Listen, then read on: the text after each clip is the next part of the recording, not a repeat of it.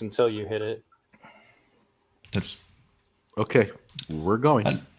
hello, good people of internet. All right. Hello, everybody. You guys, we're having a panel today, and we have a guest with us. We will be discussing things going on in Kenosha surrounding the Kyle Rittenhouse issue. This distinguished panel, I'm going to ask all of them to introduce themselves one at a time. This is being simulcasted to multiple streams. Let's start with you, Mr. Dredd. I'm Johnny Walker Dredd. I've been at it here as far as the YouTubing thing goes for maybe about a year and a half. And I started up about maybe a few months before the Kenosha shootings, and then I got involved in that and devoted my entire channel towards it. I have about almost 400 videos now on Kyle.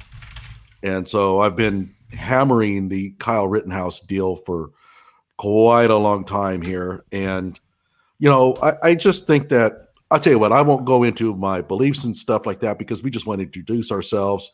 That's me. All right, Logical Checkmate, your turn. Hey, cheers, my minds. My name is Paul. I come from Czech Republic. Very much interested in self-defense and etc. And I am very interested in the Kyle Rittenhouse case because literally everything is on camera from start to finish. Yet people cannot agree on even what happened. So I find it very worrisome and have big problems with lying media. So yeah, I'm like at home here. All right, Bernooski. Hey guys, name's Bernooski. I just started doing YouTube like a month and a half ago. Put out, what I try to make kind of funny videos on just like, topics that are interesting to me. I'm basically one of the few sane people in this open air insane asylum of a world we live in, and I'm just trying to, tell people what I think is going on, even though I think everyone else is insane. All right, well, that brings us last but not least, Kevin Matheson. Hey, good afternoon, morning, depending on where you live. My name is Kevin Mathewson. I am the editor and investigative journalist for KenoshaCountyEye.com. That's KenoshaCountyEye.com. I'm a criminal defense investigator. I live right here in Kenosha, Wisconsin. Obviously, I have great interest in the trial of Kyle Rittenhouse. I had a little bit of personal involvement in the events of last summer, which we can go into if you guys want to talk about that at some point. But I'm here just rooting for justice to prevail. I hope Kyle is acquitted, and I hope he can get on with his life as normally as possible. It's going to be tough for this kid to lead a normal life, but we need to pray for this kid, and hopefully that he can prosper once he's set free. All right, well, what I'd like to do, first of all, is give you an opportunity to explain what the Kenosha Guard is and what it is not, as there seems to be a lot of hoopla about that because you guys are called the militia. There was another group out there that was calling itself libertarians. So just take a moment to take the floor and explain precisely what the Kenosha Guard is. So Neil, I'm sorry, just before you begin, Kevin. Neil, did you get to introduce yourself? I was distracted. Oh, yeah, we didn't. Yeah, good point. Think on your answer. Hi, I'm Neil Kiernan, the host of V Radio. I've been podcasting since 2008. I now do YouTube and podcasts. I interview congressmen, senators, presidential candidates, activists, documentary filmmakers, scientists, and today I'm glad to be part of this panel. I've been working with these gentlemen for a while, although this is the first time I've been able to stream with Bernooski. And I'm excited for where we're going from here. So again, feel free to go ahead and answer the question now. Sorry about that. Sure. All right. So my city was burning to the ground. I saw the video of the Jacob Blake shooting on my cell, and right away, I knew it was going to be big. Anybody with half a brain watching a video of a white police officer shooting a black dude in the back knew that this was going to be serious. So right then and there, I knew that Kenosha was going to be in the spotlight for some time to come. Drove down to the scene with a friend of mine, and we saw the crowd getting bigger and bigger and bigger. They started to destroy the police cars, pop the tires, smash the windshields. And as I was leaving, that was when a police captain got hit in the head with a brick and got knocked unconscious. Right. He is doing well. Tom Ham is his name. He's a captain with Kenosha Police. And in fact, he was back there kicking ass within like a couple days, even with a concussion. So Yeah, I was going to say he had to have been concussed. That's rough. Yeah, he was concussed. So then that night, a part of our city burnt down, and actually, I have two children, and the part of the city in which they were born and raised was kind of right in the hood. You know, at the time I was single. I wanted a big house. I didn't care of the neighborhood, so I bought me a big house, and a few years later got married, had a couple kids. We moved since to a different part of the city, but that was my old stomping grounds that I was watching burn, just being burnt in the name of justice. And it really pissed me off. And, you know, for those of you who don't know, here in Kenosha, our mayor is a Democrat. Our county exec is a Democrat. Our sheriff is a Democrat. The governor is a Democrat. So all these Democrats basically decided that they'd rather watch our city burn than to ask for help from President Trump, who was president at the time. So they said the wires got crossed. They forgot to ask for National Guard troops in time. They didn't even ask for mutual aid as far as other law enforcement. So after 2 nights of watching my city burn, I said, screw this.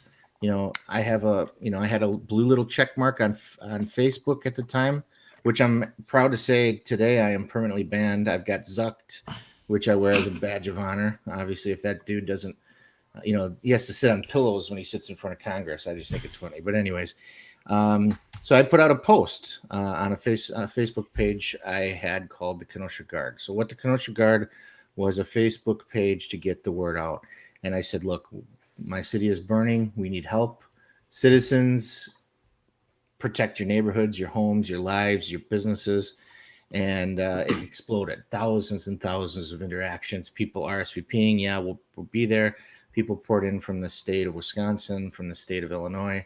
So what it was it was a plea for help. It was a call to arms. It utilized the First, Second Amendment to say we need help. This is the exact incident. This is the exact scenario in which you need the Second Amendment, because the government could not provide for our safety, because they were too proud to ask for help from a Republican, somebody across the aisle. What the Kenosha Guard was not is a militia. There were no meetings, membership, organization. It was just a group of people that thought, you know, we had enough. And that was the first time I've ever carried my AR-15 in public. I did so. Others joined me. And, you know, a lot of people slept better that night. And, you know, the police felt a little more safe having friendlies there too. And that's why, you know, we were not sent home under threat of arrest. We were allowed to remain. And obviously on the 25th, Kyle Rittenhouse was attacked by 3 career criminals, one being a pedophile, one being a woman beater, and the third being just a general all-around scumbag. And he survived the attack. But obviously our district attorney also is a Democrat, and he's universally hated by the left and the right. He decided to charge Kyle in a political decision that will probably be his undoing. And here we are today, right in the middle of the trial. So I want to give everybody an opportunity, I guess, to kind of comment. Normally I don't interview a new person with a big panel, but that's the format today. So Johnny, do you have any questions for our guest? Can you describe how well you know Kraus and Binger and the other people involved in this trial? So very well. So I'm a private investigator, and I usually work with defense attorneys. So I'm in the courtroom. I'm gathering evidence. I'm getting discovery. I'm telling these attorneys what kind of information I think we need in order to find some reasonable doubt. So I'm working with these guys all the time. And Kraus and Binger are a couple of the most unethical boobs in that building. And they're Kraus, I will say, is incompetent. He's just not a good attorney overall. Binger is polished. I mean, we've seen him in mean, the whole world is basically calling him an idiot. He knows it, and yet still he somehow can compose himself in some manner, right? So he's not a complete idiot. I mean, a lot of these people who like to tread on our rights are smart enough to cause danger, to cause damage, right?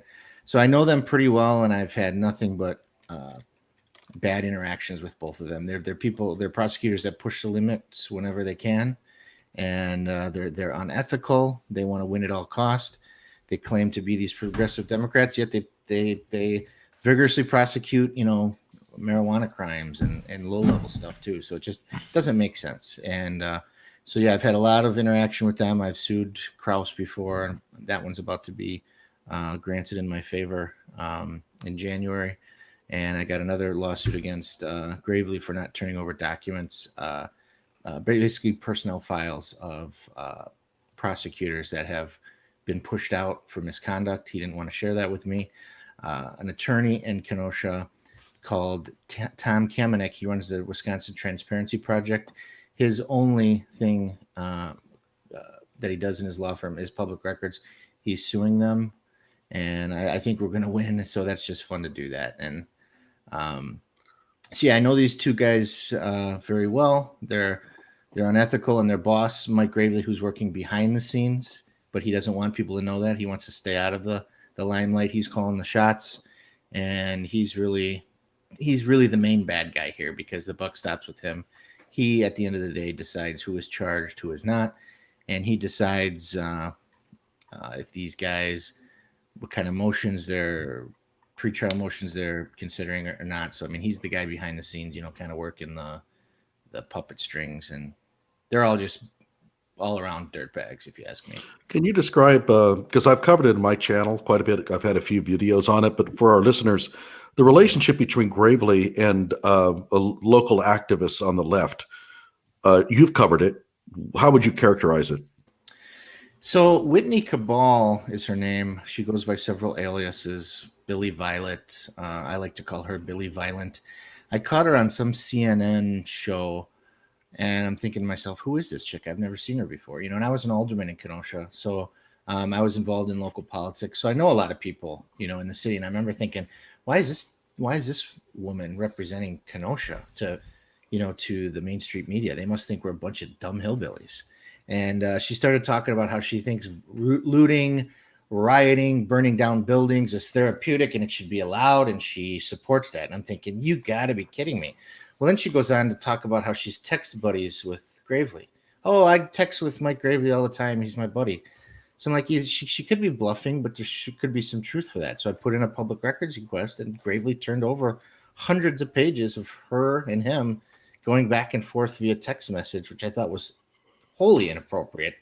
I mean, he's talking about ongoing investigations. He's asking her to, she's asking him to go to breakfast, which he accepts, and just improper, unethical communication between a far left extremist who condones burning, rioting, looting, and the man who's supposed to be in charge of the rule of law in the county. So, and even after that, a couple months later, I asked for text messages. There were several hundred more. So, I mean, this is a guy who gets caught touching the stove time and time again and just doesn't learn. So he always had this practice of turning over the records that I asked for. And then all of a sudden, once he sees how embarrassing it is, he just cuts that line of communication and says, hey, I'm not giving you documents anymore. So that's when I said, okay, great. We'll go to court. And here in Wisconsin, if a governmental body denies a record, you sue and you win. You get your attorney's fees paid for, your filing fees, electronic fees, everything paid for. I've won lawsuits against the sheriff in the past in the same manner, against the city of Kenosha. It's, I know the public records laws pretty well. I'm not an attorney, but that's what I do for a living. I get information. And so now I'm having to sue for stuff, which is fine with me because I'm making some lawyers money, and it's just fun to look over at Gravely and see the judge side in my favor. So yeah, very inappropriate relationship that shouldn't happen, and it really causes people to lose faith in the fairness and the neutrality of the system. So let's. And by the way, go ahead. Go ahead. I was just going to say, let's give Paul a chance to ask a question as well. Just go ahead and do your follow up, and then after that, we'll take turns. Yeah. Sorry about hogging the forum. No, we'll come back to you no matter what. We'll just keep circulating. That was all. But yeah, What? go ahead. Go ahead and ask the one you were just going to ask, though. That's to Johnny, I believe. Yes, to you, Johnny. Go ahead and ask whatever you're just going to say while it's fresh in your mind. Actually, I was just going to say that you've actually exposed these text messages in your newspaper, if I recall. Yes, I've published them, and you guys know what pingbacks are, I'm guessing, right? So I get a pingback every time somebody shares my article or links to it, and I have to just ignore them because I get so many of them. So I start looking at the stats at my website and such, and it's like millions of people have seen these text messages, and whenever people want to ask me about it, they say the same thing. How in the hell did you get these text messages? I asked them for them. They're public record. You know, whether he's using a cell phone, a computer, an iPad, if he's talking about official business, that's a public document here in Wisconsin. It's subject to disclosure. He gave them to me. I published them, and they've been seen millions of times all over the world. And really, people are starting to see that, you know, this wave of progressivism in the DA system, where you let these criminals go without consequences. And I think that's where Kenosha is heading. But you know, the good thing is after all this, he's decided not to run again. So that's good news for my neighbors here in Kenosha. All right, Paul, go ahead. Yeah, I wanted to ask you, during the riots, was basically your feeling that the police they didn't have enough people, or that they were ordered to stay back? And I'm asking like that because I've literally seen a video where there was a parking lot of cars on fire. The fire was somewhat small at the time, and there was standing a single lady twerking in the middle of the street, and police officers in armored cars would not proceed, to secure the location. And they were just telling her, hey, you have to go away, instead of, just going there and basically pushing her, away, or arresting her, whatever, and securing the scene so the firefighters can, fight the fire. They didn't do that for long minutes. The fire spread and the whole parking lot was destroyed. So was it because they didn't?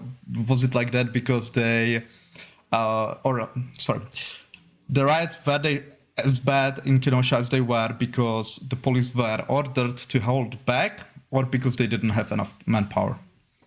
So I can't tell you the answer to that question with absolute certainty, but I can tell you based on what I've seen, what I believe happened. So who was in charge really of the command of the riots was a man by the name of David Beth. He's a Democrat. He puts the R in front of his name because he has to.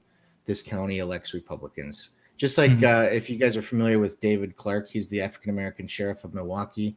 He had a D in front of his name, but he's one of the biggest Trump-supporting conservatives that we've ever had as sheriff in Milwaukee. So don't get confused by the R in front of his name. He is a Democrat. So I have the utmost confidence in all of the police officers that had their boots on the ground that night. I think they were afraid for their lives, right? There were chemical bombs being thrown. They were being shot at. They were being explosives were being thrown at them. So rightfully so, they were scared for their lives, right? And the sheriff at the time who was calling the shots did make some type of stand down orders. And we heard that in testimony. And I don't know if you guys caught it, but one of the officers said, we were told to kind of observe at a safe distance, right? What does that mean to us? It means stand down, right? And there is some of that logic that has to be understood where, if these animals are burning cars, and let's say there's only 5 police officers, I don't think they should put their lives on the line for these cars, right? Because they're going to get themselves injured, killed. So the problem, to answer your call, or to answer your question, was with the sheer numbers. If we would have had enough boots on the ground, those police officers could have walked over to those looters, rioters, thugs, and they could have unloaded rubber bullets on them. They could have arrested them. They could have maced them, tased them, whatever. but they just didn't have the numbers to do it safely. It was a state of lawlessness, and these thugs knew this. So that's why you had these Joseph Rosenbaum, Gage Grosskreutz, Anthony Huber. These are people that were attracted to this lawlessness because they thought, wait, I can just do whatever I want with no consequences. I'm in. Where do I sign up? And so that's what they did. They showed up. So they died, and Gage got shot doing what they did for the rest of their life was feeding off of crime and violence. So I have utmost confidence in the sheriff's department, the police department, all the neighboring departments, the National Guard. They were brave, and they did what they could to protect life that night. But I'm afraid they had two very mitigating circumstances working against them. They had the stand down type orders, probably, that came from the governor and the sheriff. And number two, they didn't have the manpower. So those two things were working against them, and that is why we weren't able to see the arrests we want. So we weren't able to see some of these idiots being held accountable. So I hope that answers your question. Right. Okay. We had a question, I guess, from Goof Chick in the chat. She said, I guess, does that essentially mean you were responsible for bringing Kyle Rittenhouse to the city? I mean, I guess I feel you kind of already answered that by stating that, that Sure. you put it out on Facebook. But if you want to expand in any way on, like, did you meet Kyle? Did you talk to him? So her Goof Chick, I just want to make sure I'm addressing her properly. Yeah, that's what it sounds like. Okay, Goof Chick. So it's been proven. So we had Kyle's lawyers that said he had no idea about the Kenosha Guard. We had Facebook, Mark Zuckerberg, the pillow-sitting little curly-haired dork, saying Kenosha Guard was not seen by Kyle Rittenhouse. You had the FBI that looked through my phone and my GPS, everything that there was. They have access to all my stuff, which made me happy because they could see I had no involvement with the kid. Not because I think he definitely did the right thing and he's justified, but I don't want the leftist trolls getting fed into this. Mathewson. I've been accused of giving him the gun. I've been accused of driving him to Kenosha from Aniak. I've never met the kid. Okay, I've seen him in court. I've been in court every day, but Kyle Rittenhouse was in Kenosha on the 25th, scrubbing graffiti hours before I put up the call to arms. That kid, if you've seen the movie The Patriot with Mel Gibson, his kids, he had an older kid, Heath Ledger, who was 17, who enlisted, and then he had the younger kid who really wanted to enlist, but he said, no, you're not old enough. Kyle Rittenhouse was that kid who wanted to go help, knew he wasn't really old enough, mentally, and I think he was a little naive that night and thinking, not thinking of the possible outcomes. But that doesn't mean he didn't have a sense of duty. He wanted to help, right? He put his life on the line to help. But there's no connection. I've never talked to Kyle in my life, never communicated with him. So Facebook, they have this data. If you're scrolling through Facebook and you see an ad for Viagra, they know that you saw that ad because Viagra just got charged 2 pennies for you seeing it. So they have very, very good software, so they can tell. The defense had a forensic examiner who looked at Kyle's phone. Everybody has concluded he did not see my Facebook page. So I take no responsibility for him being there. That being said, if he would have seen my page and that was the reason why he was there, I wouldn't give a crap anyways. I don't know if we can swear or not, but I wouldn't care. No, well, yeah. I don't. Well, I know it's okay on my stream. Is it okay on you guys' streams? That's up to you if you're going to do cussing or not. Well, I know it's okay on Paul's because if that was a violation, Paul has. I mean, man, he swears like a pirate. Oh my I'll gosh. keep it PG-13. I'm not worried about it at all. So in short, I don't believe, and all the evidence says he did not come here because of me. But even if he did, it wouldn't matter to me one bit. I mean, he made the choice to come here. He came here. He defended himself against 3 people who wanted to kill him. And now this is where we're at. I was sued twice in federal court, saying that I violated people's federal rights. Both of them, the judge threw them out. So Binger made some comments to some judges and other attorneys. He's stupid. Remember, I work for these attorneys. Man, I really wish there was something I could charge Mathewson with, inciting violence or conspiring to create mayhem or whatever. They couldn't find anything in the books to charge me with because I didn't do anything wrong.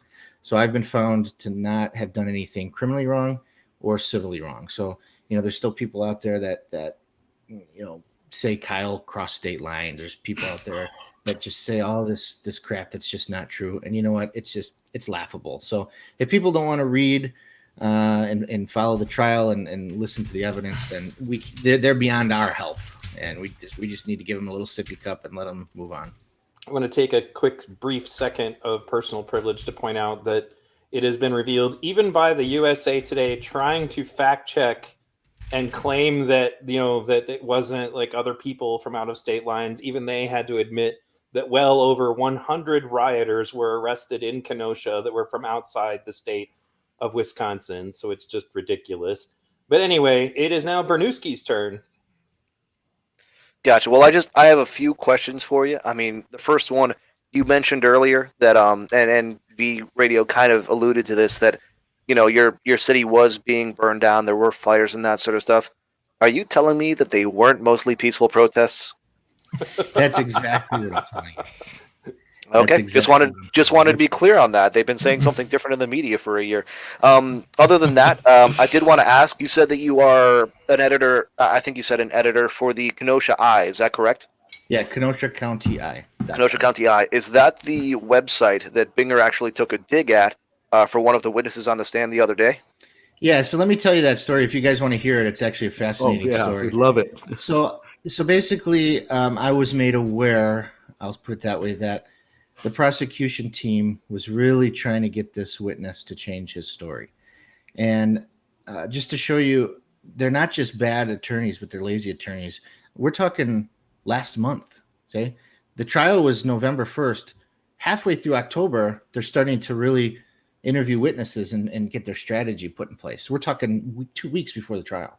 So that just goes to show they're not just unethical and incompetent, but they're also just lazy. So anyways, so they're pressuring this witness to change his story, right? So I interviewed him. I put out the article and I said, hey, kid, I said, he's not a kid, he's my age, but I said, you need to get an attorney. I said, the fact that they're threatening you, implicitly threatening to take action against you for not changing your story, and for the fact that they're trying to get you to change your story 12, 13 months later anyways, is cause for alarm. I said, get an attorney. So he got an attorney. He showed up in court, and I got to say, he kicked butt. I mean, he was fantastic. And so the prosecution literally, Jack Prosobiec, he put a couple of links to my website about this article, and he broke my damn website. My website, people are telling me your website's down. What's going on? I said, I don't know. I looked. It was tweeted about from Jack Prosobiec, which is like he's a conservative commentator. So he broke my website. It was back up in a couple minutes, but the prosecutors obviously saw this article, and so they flipped. So they changed from trying to convict Kyle Rittenhouse to trying to prove that they did not commit misconduct. So if you notice, that whole line of questioning was nothing to do with what he observed or what pictures he had. The whole line of questioning was, well, we didn't ask you to change your story, did we? Yes, you did. So I especially loved when he threw the statement to him on the bench. That was hilarious. So Nathan DeBruin, and I got to plug it, but he's got a website up. It's photos by Nate D, NATED.com, photos by NateD.com. He's selling these pictures. I've been getting inundated with emails. They want autographed photos and stuff. So if you guys want to, maybe go buy a photo off this guy or send him $5. I mean, the fact that he had to retain an attorney because he was afraid of the prosecutors when he was a witness that was there, with no other reason than just to document that night. It was pretty scary. So if you want to send him $5, go ahead. If you go to my website, you can email me and I'll send you his article, or I'll get you in touch with him, either his email or his cell phone number. But I was just going to say, I'd like to interview him for sure. Yeah, he stood strong, and you got to give him credit, because a lot of people similarly situated would be nervous and they'd probably crack under that pressure. But you know what? He said, hell no, I'm not changing my statement. I wrote this 13 months ago. I stick behind it. You can take this statement and shove it up your, what, Mr. Binger. Mm-hmm. Yeah. One thing I will say about Nate DeBruin is that his demeanor would tend to indicate to you that you could wrangle him when he's on the stand. Oh, this guy, he's going to be easy, right? Because he comes off as somewhat, well, I don't know how you would put it, but he's a little quirky. And I just had a feeling that the prosecution thought, oh, this guy's a deer in the headlights. And they went in. But unfortunately for them, Nathan used that in a way to kind of attack them. And it came out to them. It came out to everybody, I think, that, well, there's a really good guy. He's really sweet-natured. And these meanies are trying to get him to say something he doesn't want to say. That's exactly what it was. They did not realize what they were walking into. And what they walked into is a kid who thought, you know what, I'm not going to be made to look like a fool in front of millions of people. It's going to be the guys on the other side of the table. You know, it's right. It reminded me one more thing. Oh, go ahead. Go ahead. I'm sorry. I was just going to say, it reminded me of a tweet I saw. Somebody says, I'm confused. How come there's 4 attorneys for Kyle, but the other side has 0 attorneys? It was just interesting. Every witness they put on the stand just killed their case. And one of the more popular videos on YouTube has always been, don't talk to the police, right? And Nathan DeBruin made the mistake of going in there without a lawyer, but he did get one, and that really did save him, I think. So I want to, and just one last point on that. Yeah, go right ahead. I'm just putting myself back in the queue. Go ahead. So when he came into court, he had printed out all these photos in like these huge poster prints, and people were attacking him. Well, oh, he's obviously an agent of the defense because look, he brought, and both attorneys were like, nobody asked him to do that. That's how much he wanted to help put the truth out there. And he said to me in private, I don't really have a dog in this fight, right? He offered his opinion to me on how he thinks the trial should end, but when he showed up, he didn't have, he wasn't on the Black Lives Matter side. He wasn't on the stop burning down our city side necessarily. He was just there as a neutral party to document what he saw. He brought all these exhibits because that he paid for with his own money. And that's just how willing that guy was to get the truth out there and just to say, hey, look, here's the photos I took. So I didn't just see it with my own eyes. You don't have to just rely on my memory, but here, look at these photos I took. Yeah, and V Radio, if I may, I just want to get one more serious question in real quick. Go ahead. I have to ask, because with what has been going on in the country, like, obviously there was a lot of rioting and a lot of protesting and that sort of stuff, and the media was very clearly one-sided in that, where they were on the side of the rioters and the protesters. Did you have any fear, especially in hindsight, seeing about what the media did after the whole January 6th incident? Did you guys have any fear at the time that going out there and defending your community would put you in the crosshairs of obviously a media that is antagonistic towards your side of the aisle? Well, yeah, anybody to the right of center always has that fear, right? And you know what, though? When I have my 10 and 11-year-old sleeping peacefully and my wife in my bed, I don't really care what the media says, So, my neighborhood is one of those cookie cutter what do they call them?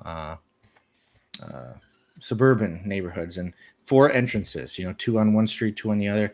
And there was about 10 dudes on on all 4 entrances with ARs, shotguns, rifles.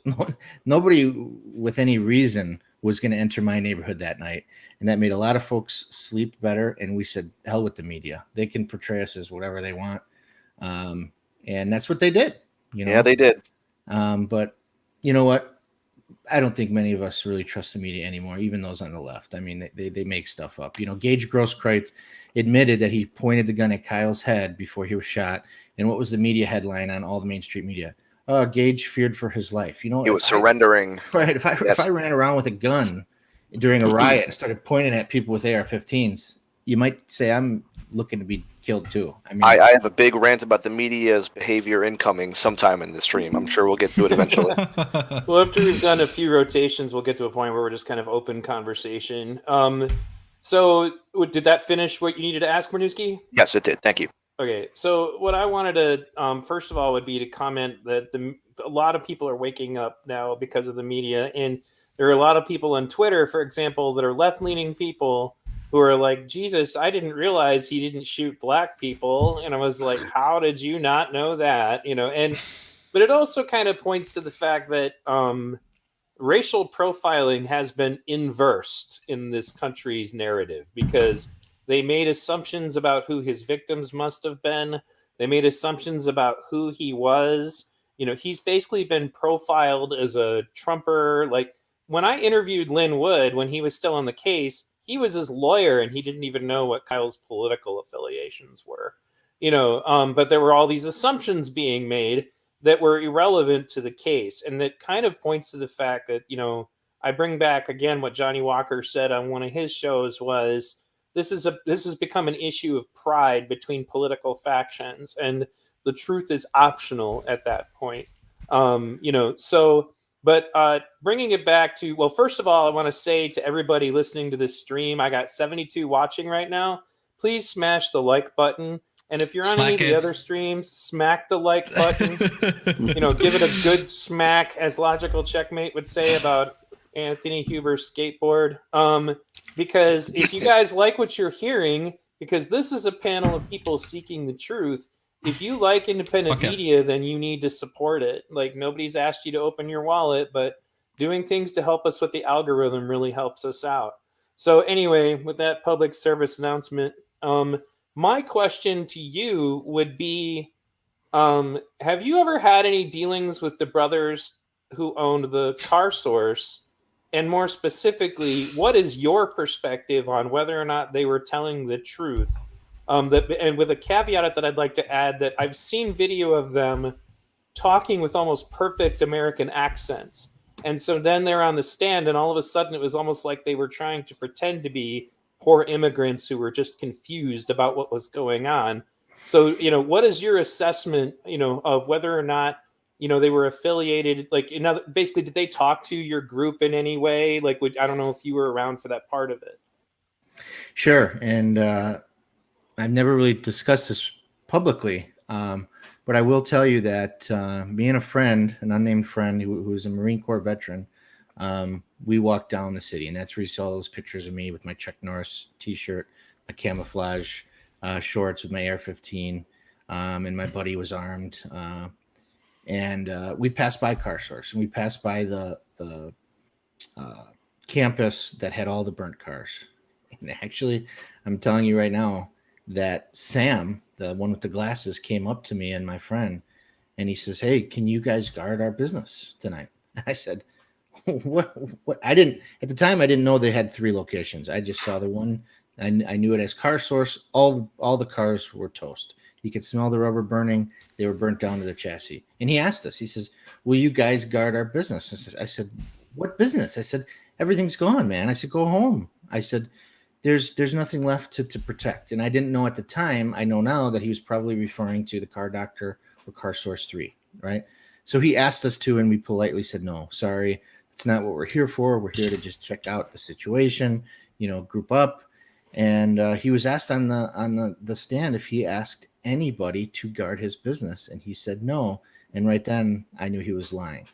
So I didn't believe another word that came out of their mouth, because he asked me and my friend to guard his business, and he told the defense and the prosecution under oath that he had not asked anybody. So I can tell you firsthand, at least the one, Sam, lied under oath. I know that for sure. And it was very disappointing, because that's part of this whole narrative that the liberal media is saying is Kyle was protecting a business that he was not asked to protect. You're damn right he was asked to protect that business. And that's what we're left with. So they lied. I think the jury, was your business on fire? Can you repeat the question, please? Was your business on fire? Which day? It doesn't take a rocket scientist. Any one of those jurors, they're all reasonable people. I mean, otherwise they wouldn't be on the jury. They could see through that BS. Those 2 kids were lying. For sure, Sam, because he's the one I watched with my own eyes, ask us to guard his business. We respectfully said no. So those kids are lying. That's kind of what I figured in looking at it, and I think they're lying probably to try to protect themselves from some form of liability, but somebody's microphone is getting an awful lot of noise. Sorry, I'm going to go inside. It's the wind. Well, you can just mute it while you're Yeah, that's right. while we're talking. That'd be fine. You guys go ahead. I'm going to go inside anyways. It's getting colder.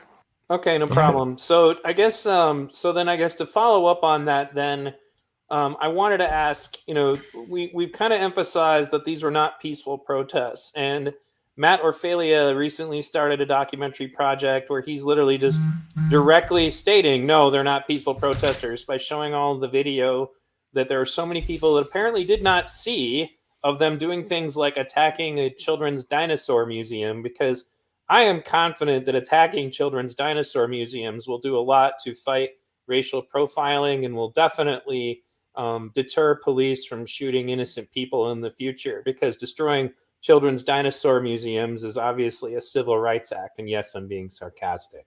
But can you talk a little further just to state like what the extent of the damage to Kenosha was, and how has it impacted Kenosha? Because one of the big points that I've recently made to leftists is that if you're concerned about poverty creating crime and therefore more interactions with police, it has been scientifically proven that rioting destroys local economies. So has Kenosha's economy felt the impact of this incident? I'll answer that in a couple of ways. First of all, I eat at Subway a lot. So I'm at the courthouse. I walk to Subway for lunch and I walk back to the courthouse, especially this week. So I'm talking about a 4-block radius. Evidence of the riots is everywhere you look downtown. The FUCK 12, FUCK pigs, F the police, BLM. It's all over the city. You can't walk through the city without seeing evidence of what happened to Kenosha, and we haven't gotten all cleaned up yet. So Kenosha, we just experienced our 14th murder of this year, 2021 to date. Damn. And that might seem, depending on what you think, Kenosha has 100,000 people, so it's a pretty big city. But I went back to 2001, I believe, right? 20 years. 5.555430255543. It's never been over 5. Okay, so the average is like around 3.8. This year, it's almost triple last year, right? And of course, I'm not counting Huber. I'm not counting Rosenbaum, even though Kenosha police is. I don't count those as homicides because they're not. Unless he's convicted, then I guess they would be counted as homicides. But so our homicide rate just went through the roof after this, right? So while hundreds of reporters from all over the world were staying at a hotel here called the Stella in Kenosha, it's one of the upscale hotels, there was a gunfight 2 blocks from them in our downtown where over 70 rounds were fired and somebody lost their life. And this is while they're here covering the Rittenhouse case.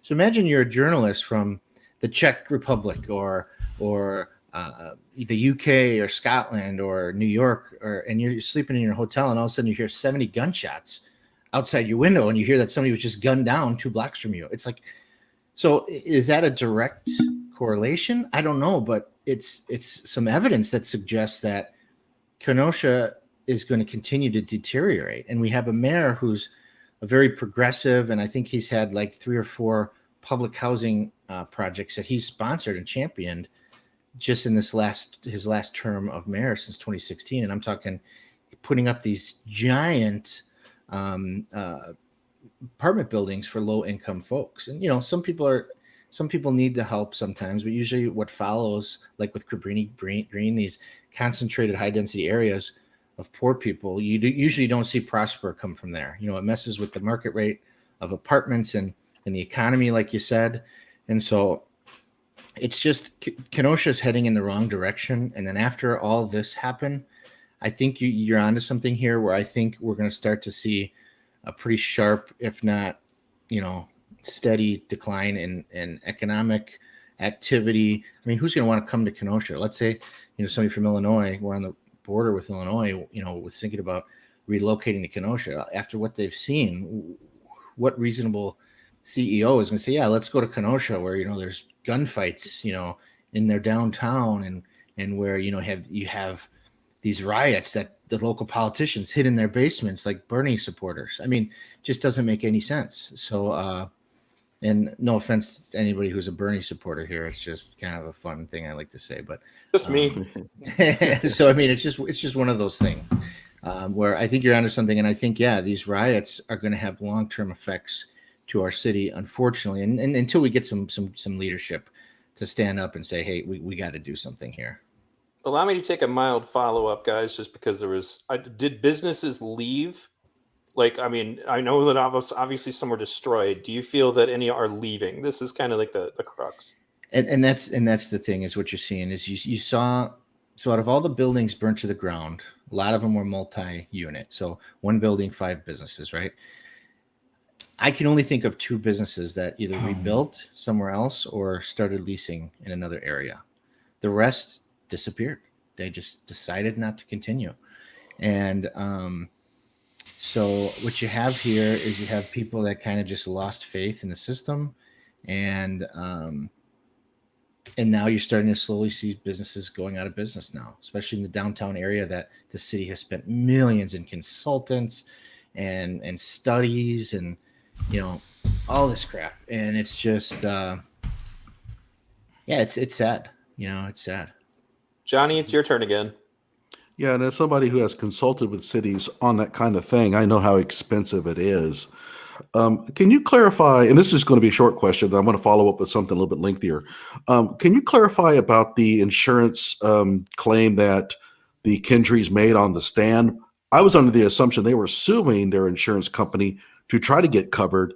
He went and said that they were covered. Here's the interesting thing, okay? And I will say I have a strong belief, because I don't want to say it 100%, but these 2 brothers were asking for government help to pay for their losses, right?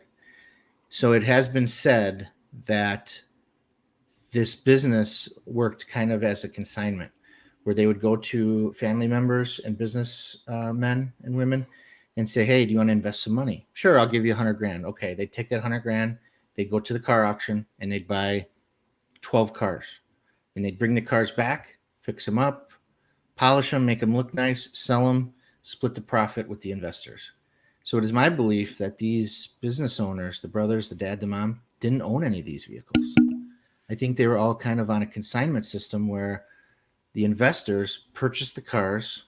So I don't think they had a big loss, but I think they have some investors that are kind of ticked off that they didn't have insurance, because they have been telling people that they have no insurance that covers those vehicles because they were not the owners of those vehicles.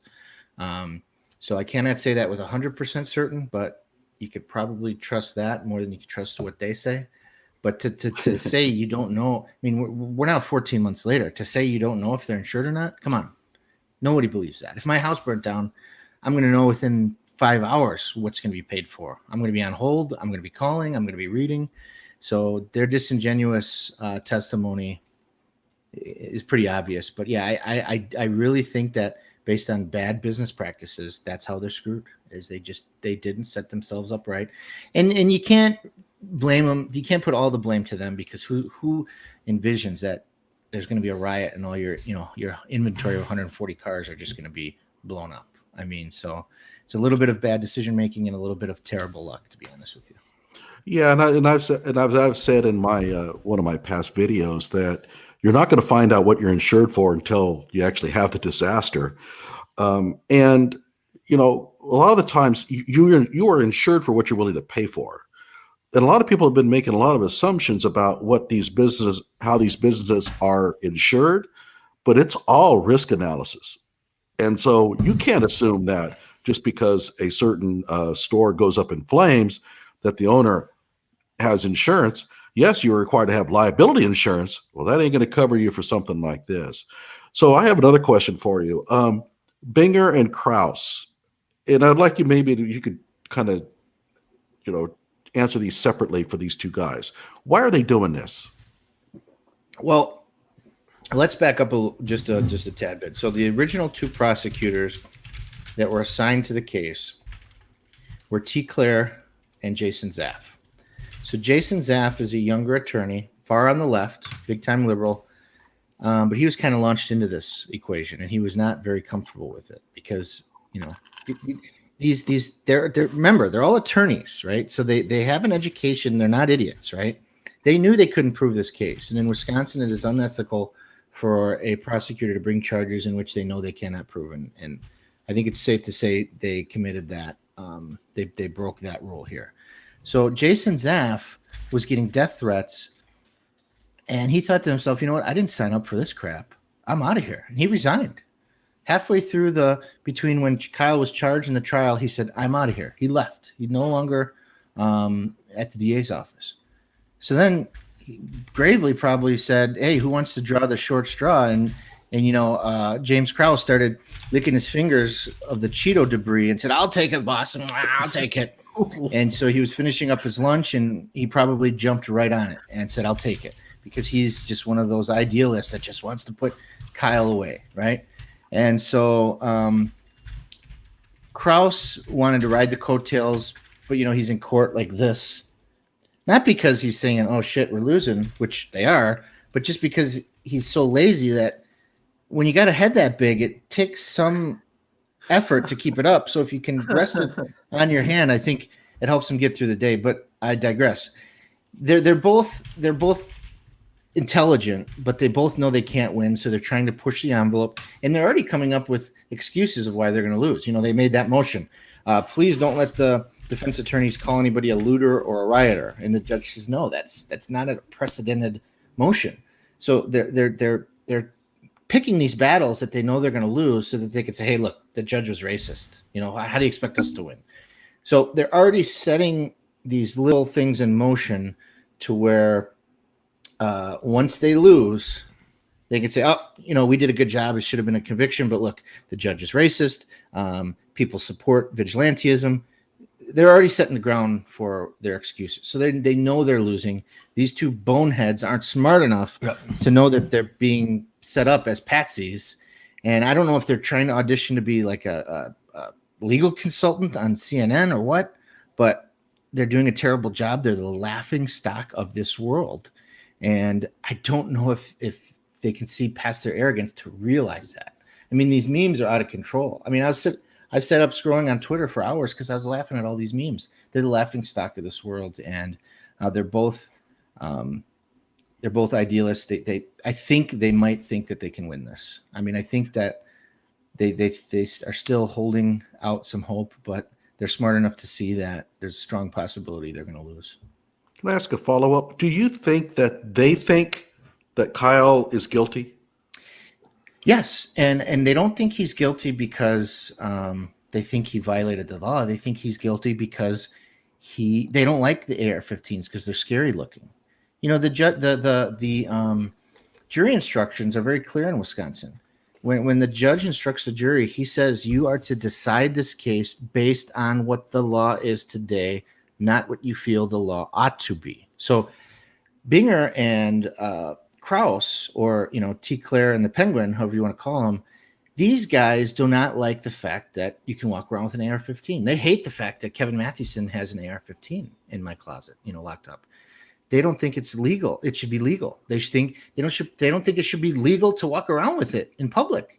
They don't think it should be legal to shoot somebody who's trying to take your gun. So you know what? They're gonna punish you because they don't like the law, right? And that's what T. Claire did, about 5 years ago. There was a trucker driving through Kenosha. Guy Smith. Guy Smith. He hit the scales. The trooper saw a gun right there on his passenger seat. It was in full view, right? The cop didn't really know what to do. He called. T. Claire was the on-call district attorney at the time, and he said, charge him with carrying a concealed weapon. And the trooper's like, hey, well, it's not really concealed. I can see it. But charge him anyways. So this guy had a gun rights group called Wisconsin Carry who defended him. And this lawyer, this federal court, civil lawyer, criminal lawyer, flew down from Georgia for the trial. On the morning of trial, T. Claire dismissed the case after he had, taken a plane flight and spent all that money. He doesn't like the law. He doesn't like guns and thinks we should not own them. So this is his way of getting back at the system. And by the way, I featured that past dealio on one of my videos. It's hilarious. By the way, the judge, Bruce Schroeder, and T. Claire Binger really could not understand the law as written. It's idiocy. It's truly amazing. Yeah, sure is. So it would be Paul's turn now. Yes. Oh, for questions, actually, well, I don't have much of a question, or maybe in You can also Kenosha take a we do- moment to comment on what we're discussing. Yeah, well, that's mostly legal stuff and stuff like that, and so I'm trying to stay away out of it. But I would like to ask you, in Kenosha, what's basically the sentiment when it comes to Kyle in general? Kevin? How does Kenosha feel about Kyle? In Kenosha here, you kind of have the three camps, right? And I noticed my video froze, but I'll fix it. That's okay. We can hear you. I'm a ventriloquist. So, anyways, there's the three camps. You have the camp, the extreme left, which is the minority that thinks he's a murderer, belongs in prison. Screw Kyle. You have the camp on the far right, or even the moderate right, that says he's a hero, he needs to walk. And then you have those in the middle, like me. I don't think Kyle is a hero. I think he's a victim, right? I think it goes to show that the kid has some brass balls, that he carried an AR-15 in Kenosha when there was homicidal maniacs and pedophiles running around. But I think he needs to be acquitted. What he did was lawful, and he was damn good at it. I mean, that kid had some trigger control. He was on target. I mean, people might call me crazy, but I think there may have been a little bit of divine intervention there with this kid. I mean, this is a kid that went shooting with that gun one time, and I mean, he made some competition shooters probably, get a little moist. I mean, that was he did the right thing, and he was the better man. He won the 2-man quick draw competition against Gage Grosskreis, and so that you have those three camps, but the and remember, Kenosha is a liberal city. Okay. But the last two elections went to Trump. So how that happens, don't ask me, but it's interesting. Yeah, if I may just quick follow up, do these three groups basically interact? Do they talk, or do they just scream at one at another? Hold on a second. They talk. Oh, we lost him. Okay, so could we? There he is. Sorry.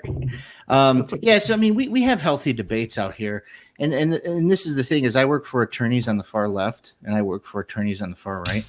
So when you talk to people who have been in the courtroom with this judge, even my Democrat friend attorneys know that he's going to walk. So I think you have a higher population here in Kenosha of Democrats that want to see him acquitted because they felt they were victimized by these riots. So you have an abnormally large amount of Democrats in Kenosha that want this kid to go free because they were the victim. They were here. When you see burning, rioting, and looting on TV, it doesn't really hit you. But when it's your own city and it's your backyard and you see how real it is, it's pretty freaky. So you're seeing some compromise. Okay, so Bernooski. Well, I was scared Paul was going to take my question with how he started, but you kind of just answered it, to be honest. I was going to ask what the mood is in Kenosha regarding the rioters and the riots. But because, I mean, the way that I see it, I think that because of the, it's easy for all the talking heads to say, like, riots are the voice of the unheard and all that crap when it's not their city that's being burnt to the ground. So I was going to ask really what the mood was in Kenosha regarding the riots, and if you think that will have an effect on the outcome of the trial. I mean, I think it's an open and shut case anyways, but do you think that when it comes to the jury that will affect it at all? Yeah, I think that will have an effect on the jury because everybody on that jury lives in Kenosha County, and everybody in Kenosha County was afraid because these out of state or out of area people that were threatening, they were threatening to come to the west side. So the west side is the rural area of Kenosha. So they were making all these very terrible threats like, hey, let's hit the west side. Let's go to the rural area and start looting and stuff. So throughout the county, you had people in fear. So every one of those jurors remembers the riots of 2020. So how that could not play a role in their deliberation, I don't know. I mean, I think now we're down to 18 jurors, and 6 will be at random kicked out. But I hope we get a fair jury, and things are looking good for the weapons charge, because now the judge is going to instruct them, unless the prosecution proved that it was less than 16 inches, you must acquit. So I'm feeling pretty good, and I think at worst what you're going to see is a hung jury. That's going to be the worst possible. If you have two nuts that are saying, look, Kyle's a murderer, I'm not going to acquit him, and you have those 2, let's say, and then you have the 10 who say, come on, he's the worst case scenario. So then you have this big decision: is big-headed Gravely going to charge this again? And you have to think about not only the cost to Kyle for another trial, but what about to the taxpayers? Because now we're going to have to rent the fence for $500,000 again. We're going to have to pay all this overtime for the cops, the jury, the prosecutors, the prosecutorial support staff. So going through this again will cost the taxpayers millions of dollars, as well as it's going to cost many hundreds of thousands for Kyle again. Maybe he doesn't have that much money. So, I mean, it'll be interesting if there's a hung jury to see what Gravely, the Black Lives Matter sympathizer, does. But I'm hoping he decides, if that happens, not to retry the case. Yeah, and that's kind of my view as well. I think the worst case scenario at this point is a hung jury. I don't think there's a chance they're going to find him guilty on the major charges. But when it comes to whether or not they'll charge them again, when it comes to the cost of the taxpayers, I don't think they give a shit. And yeah, they don't. I think this is about ideology for them, and I think they're going to do whatever they can to try and get Kyle. They don't care about the facts. At least that's my view of it. Maybe I'm under the wrong impression, but the fact that they brought in the lesser charges means they can't charge again. No, that's not true. So they brought in the lesser charges for example, Huber. So Huber was with the Huber charge, which I think was count 3, he was charged with first-degree reckless homicide. Now on the table is also second-degree reckless homicide and first-degree reckless endangerment. The jury is prohibited by law from knowing the punishments, but even on the first-degree reckless endangerment, I think that's a 20-year felony. So if the jury, the only thing that I'm worried about is some kind of compromise where the jury, maybe have 3 liberals and 7, 8, 9 common sense people. If they say, well, we can't come to conclusion, or we can't come to an agreement, let's just compromise, let's just find him guilty of one of these lesser ones. That could still mean 20 years in prison. So, that if there's a mistrial, they can retry him. He would get the same judge, which is good for Kyle. But there's precedent of somebody being charged 10 times. So we still haven't. I'm sorry. Go ahead. I was under the impression you were talking about in case of an acquittal on those charges that they would then charge him again. But you're talking about a mistrial. Okay. Yeah, acquittal cannot be appealed. So he's acquitted, done, end of story. So I want to take my turn here. The first of 2 questions would be, 1, do you think that the current politicians of Kenosha will be held accountable for their, incompetence or standing aside and letting these things happen? And this would include not prosecuting, say, for example, Joshua Zeminski adequately for his part in all of this. Basically, do you feel that there will be any reckoning with your mayor, with your city council, etc.? No, I don't think there will be. And they've taken steps to prevent that. So going through all the major politicians, you have the mayor of Kenosha, number 1. He shortly after this says, I am not running again. So in 2024, God, that's a long time away. He's not going to run again. So he'll be gone, right? So the people who will want to recall him, or the people who will want to see him pay, it's an easy excuse. Well, he's gone in 3 years. Just let it be, right? You have the sheriff who already announced he's not running again. You have the police chief who resigned pretty quickly. He's like, I'm out of here. Screw this. The county executive who said he is not seeking re-election and he's up for election next year. City council, that's the one that people don't understand, right? The city council could have the city council here in Kenosha has more authority than the mayor. So the city council could have called a special session and they could have taken action. I mean, they could have put out a call to arms to neighboring police departments, which should have been done the first night. I mean, there's cops from all over the state that would have been happy to come down here, make some overtime, and help their fellow, brothers in blue, as they call them, right? So I don't think you're going to see anybody held accountable. Gravely, the only thing that I think you might see here, and I hope you will see, is I think so. In Wisconsin, we have what's called the Office of Lawyer Regulation, OLR.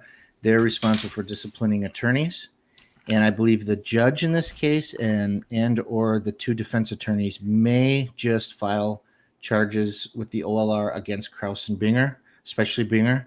So you might see him disciplined by the state bar for his two, post-arrest silence. I mean, that's a huge thing. And going into other acts, evidence that was disallowed, those are two grave constitutional errors. And if you remember, both of those questions, he got the entire question out. So when it came to the CVS thing, T. Claire says to Kyle, isn't it true in the past you said you wish you had your AR so you could protect property? The jury heard that freaking question, and you can't unring that bell, so to speak, right? So they're going now into the jury room while the judge reams, Binger, drapes him over his knees and slaps his butt. But they still heard that question. So when they're in the jury room, they're thinking, oh shit, did Kyle really threaten to use force on somebody for property? What? You can't unring that bell, right? So that's a very grave mistake. And then also when he's like, oh, isn't it true that this is the first time you're telling your story? Well, your silence cannot be held against you. And that's what he did here. And that bell cannot be unrung either. So you might see a surprise here too. At the conclusion of, if the jury got it wrong here, you very well might see a judgment notwithstanding the verdict. In other words, if the jury says, we can't come together, I'm 99% sure the judge can say, you know what, you guys can't agree. I can. Charges dismissed. Okay. That was a question I had, was whether that was legal in Wisconsin or not. So yeah, I'm pretty sure. I want to follow up only in that it was another part of this, and I understand why people don't even tend to think about it. But what about your county sheriff? That's an elected position. Do you feel that their feet are going to in any way be put to the fire? So here's the interesting thing, and I forgot to mention him, but yeah, he's one of those. He's a rhino. He's a Democrat, but he puts the R because he needs it to win. He has announced he's not running. But here's the interesting thing. So there are some lawsuits filed by Kimberly Motley. She's that wacko left-wing, hyper-partisan lawyer out of Milwaukee, I think. She's a civil lawyer. So she's suing the city, the county. And so they're going to be exchanging some discovery. So at least we might find out if there was a stand-down order, if it came from the governor's office, it came from the sheriff. So at least the positive side is we might be able to learn more. Because the sheriff's not talking about what's going on, right? He was interviewed for that New York Times documentary, as was I, and he didn't know how to answer basic questions. Well, what did you tell your deputies? I don't know. It was a blur. Come on. So the benefit of some of these civil lawsuits, even though I hope neither the county nor the city pay out a penny in settlement, we might be able to get some inner lookings of who failed us, right? So was it the mayor? Was it the county executive? Was it the sheriff? Was it the police chief? I don't think it was the police chief. He's kind of a no-nonsense guy that, was saying, hey, look, those armed citizens are out there. They have the right to be out there. Shut up, So to answer your question, I think none of them will be held responsible. Maybe Binger a little bit because he did violate the rules of professional conduct for attorneys and some Supreme Court rules. You might see him take a little heat, but that's not going to stop him from getting a job at CNN or one of those fake news media outlets. So precisely my thinking. Yeah, I was going to say, I guess my follow-up question just about the state of things in Kenosha, I guess kind of already talked about how Kenosha is divided, that there's different camps about this. I guess my next question would be, what concerns do you have about, first of all, Kyle's safety after this? As there's already been weird people who've been quoted saying they're going to do whatever it takes, even if they get shot. like I just watched a video about that, and I don't have the perfect context, but supposedly he's a Kenosha resident. I guess what I'm worried about, people have apparently already said they'd like to Jack Ruby him or something. And do you feel, and then the last question that's kind of related to that would only be about, do you feel that there's a real threat of more rioting in Kenosha? So the first question about Kyle's safety is I'm somewhat concerned about his safety, but usually these nut jobs who are sending letters to the judge calling him a KKK Klansman and, Kyle needs to burn in hell. Usually those are not the type of people that you see carrying or owning guns, except for, I guess, the gangbanger element.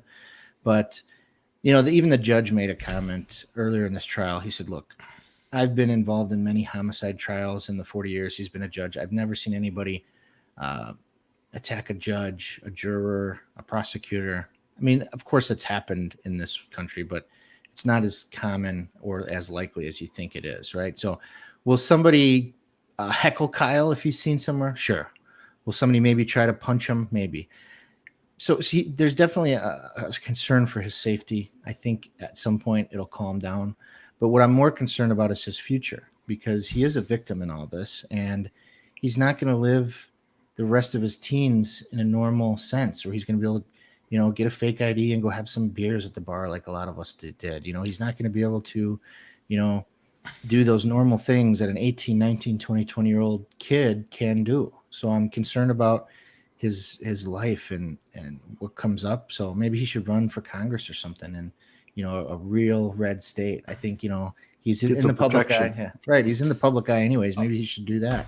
And as far as future riots, it's always hard to foresee these things, because when they announced the Jacob Blake, where they weren't going to charge the officer, Kenosha, after have egg on their face, our local leaders, they rented the $500,000 fence, put around the courthouse. We had National Guard troops everywhere. We had cops everywhere, and nothing happened. So we're doing the same preparation here in the city and the county, where we have 500 National Guard troops right now staged just outside the county lines, ready for the verdict. We have cops from the police department, from the sheriff's department, ready on call. So right now, I think they're making the right call with the benefit of egg on their face and realizing how badly they screwed up before. So will there be riots? I don't think so. But if there are, I hope they can arrest all those SOBs and punish them to the full extent of the law. I apologize. I have one final question. I just don't want to forget it because I forgot it earlier. What has happened to the perception of the Jacob Blake shooting, especially now that it is obvious that the narrative was that Jacob Blake was some innocent man who pulled up and, was breaking up a fight between two women and then was relieved that the police had arrived and was just trying to leave, only to find out that he was actually a rapist who was violating a restraining order that his rape victim had against him while trying to take her car with her kids in it, some of which were not his, and refusing orders to not go into his car, which is generally when most police officers get shot during traffic stops, is if you let them go back into their car. Has the attitude about Jacob Blake changed in Kenosha? So for the far left, it's simmered down, but if you'd ask any of them, they'd repeat the same talking points. But in this case, you have a progressive far left prosecutor, in Michael Gravely, who said, I looked and there's nothing I can charge him with because I can't find any evidence. So when you have somebody who's a champion of the left saying there's nothing I can do, excuse me, I hope it's not the Delta. Yeah, but anyways, don't die of Wu flu on our screen. Okay? Continue. But anyways, even the left, they start to get tired of fighting for a guy like that who, raped his girlfriend, the mother of his children. The details are out there. I can't repeat them. They're just so vile. They're starting to see, okay, maybe it's not a good idea to stick up for this type of guy, because there are, I'm not a thin blue liner. When cops do bad things, they need to be held accountable. When I was an alderman, I was responsible for getting at least 3, 4, 5 cops that were bad cops fired, and I was proud of that. So I'm not this defend all cops attitude, but in this case, you had a progressive far left extreme prosecutor, meeting for lunch and breakfast with Black Lives Matters, and he could not find a way to charge him. So the left kind of died down with their, Jacob Blake, because now it's all about Kyle Rittenhouse, and it was mentioned earlier. Oh, it's race. When in the history of this country has a white guy shot 3 white guys and been called a white supremacist? It makes no sense. There's no race element to this. So what do? They make it up. They interject it where it doesn't exist, right? So Jacob Blake, I think the left is starting to realize, okay, the guy's a creep. He's now got tons of money, right? He's suing the city. The city is very, very They'll buy him off. Yeah, they're very, very settle. They like to settle. I was an alderman. I saw, my colleagues, what they like to do. They just like to buy off these lawsuits. So, I hope the city and the county stand fast against these. But yeah, Jacob Blake, it's dying down. It's starting to be like, how are you going to protect some guy who's, attempting to, take off with a knife? He's got felony warrants and just put everybody else's lives at risk, including his kids. You got to expect something bad's going to happen. And if you don't, you're insane. And I'd have to say it worked out pretty good for him to show up and break all of those laws, because now he's a millionaire. So let's go. I want to do like one final round, and then we'll just open discussion and kind of like start to address questions. What I would want to do is we'll address questions from the audience, and everybody will have an opportunity to comment on them at that point. I just wanted to make sure we had this, one more structured round of questions. So Johnny, it's your turn. Okay, so the last session in court, they had a lot of talk about the video footage that apparently, at least according to the prosecutors, showed Kyle pointing his rifle at Zeminski. Now, a lot of evidence has come about since then, and Logical Checkmate and Neil have of V Radio have both shown this on their channels that pretty well disproves that. It's the jury is deliberating Monday. This is, and I watched these videos, and I think I sent them to you, Kevin. It's obvious when you watch them that the prosecution got this wrong. I'm not saying that they did it on purpose. I think that confirmation bias led them to think that what they were seeing was real, but it wasn't. Although I think, Paul, you probably disagree with that. Whatever the case, it doesn't really matter. But what can you do at this point? Is there a way to contact people to let them know that there is this evidence now? Well, the only thing left now is closing arguments. So the lawyers can only talk about what's been introduced as evidence. So right now they're probably scouring court TV at the record to see what has and hasn't been introduced. But the benefit of me being in the courtroom every day is I get to see what you guys from all over the world don't, is I get to look at the jury, right? Mm-hmm. And when they were going back and forth about pixels and what does this show, the jury was, they were fixing their nails and they weren't taking notes and they were yawning.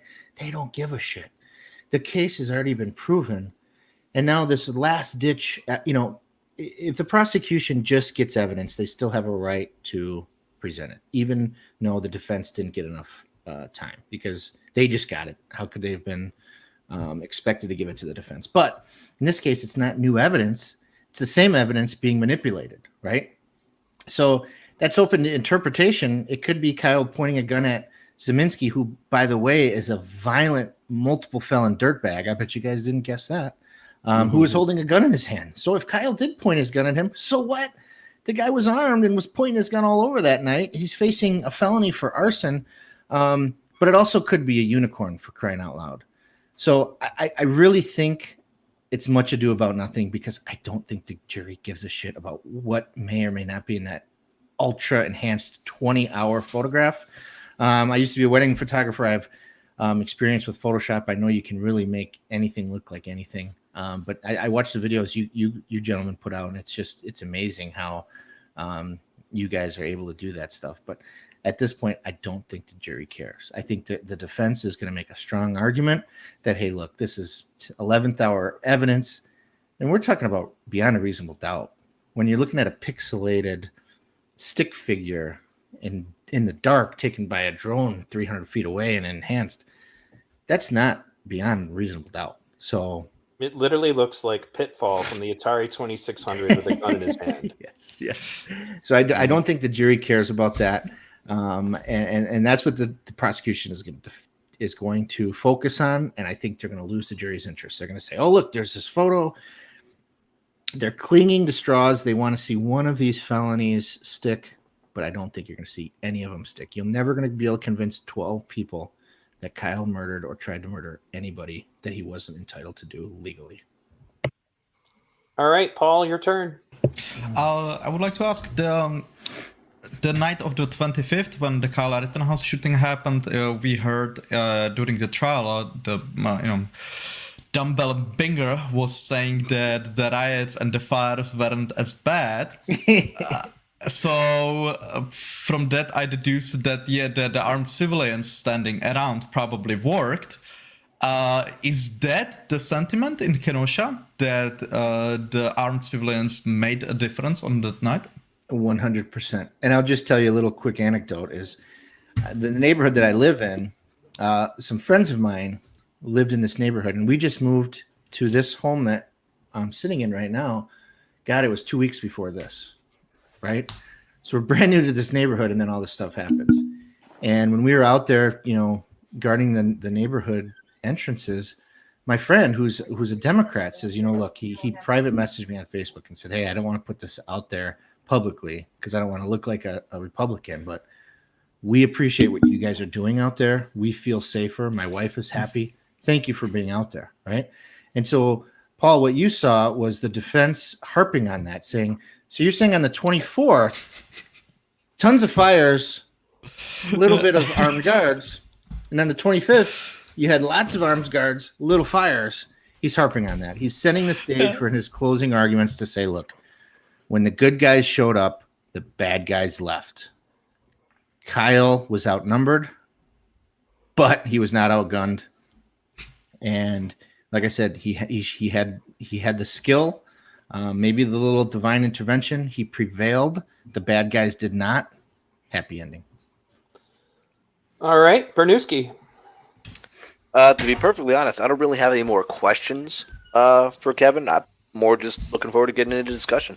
All right, no problem. I do. So the first of which would be now that now that this has all come down. Like, for example, there was, because I follow, I'm part of a group of people that, along with Mary Todd, spend a lot of time exposing Antifa and their activities. There were Antifa accounts that are openly saying that in the event that there's a not guilty verdict, that the cities are going to burn. And I just kind of have a gut feeling, but I don't know for sure, but I have a gut feeling that if there are more riots in this situation, that it's probably not going to go as well as they think.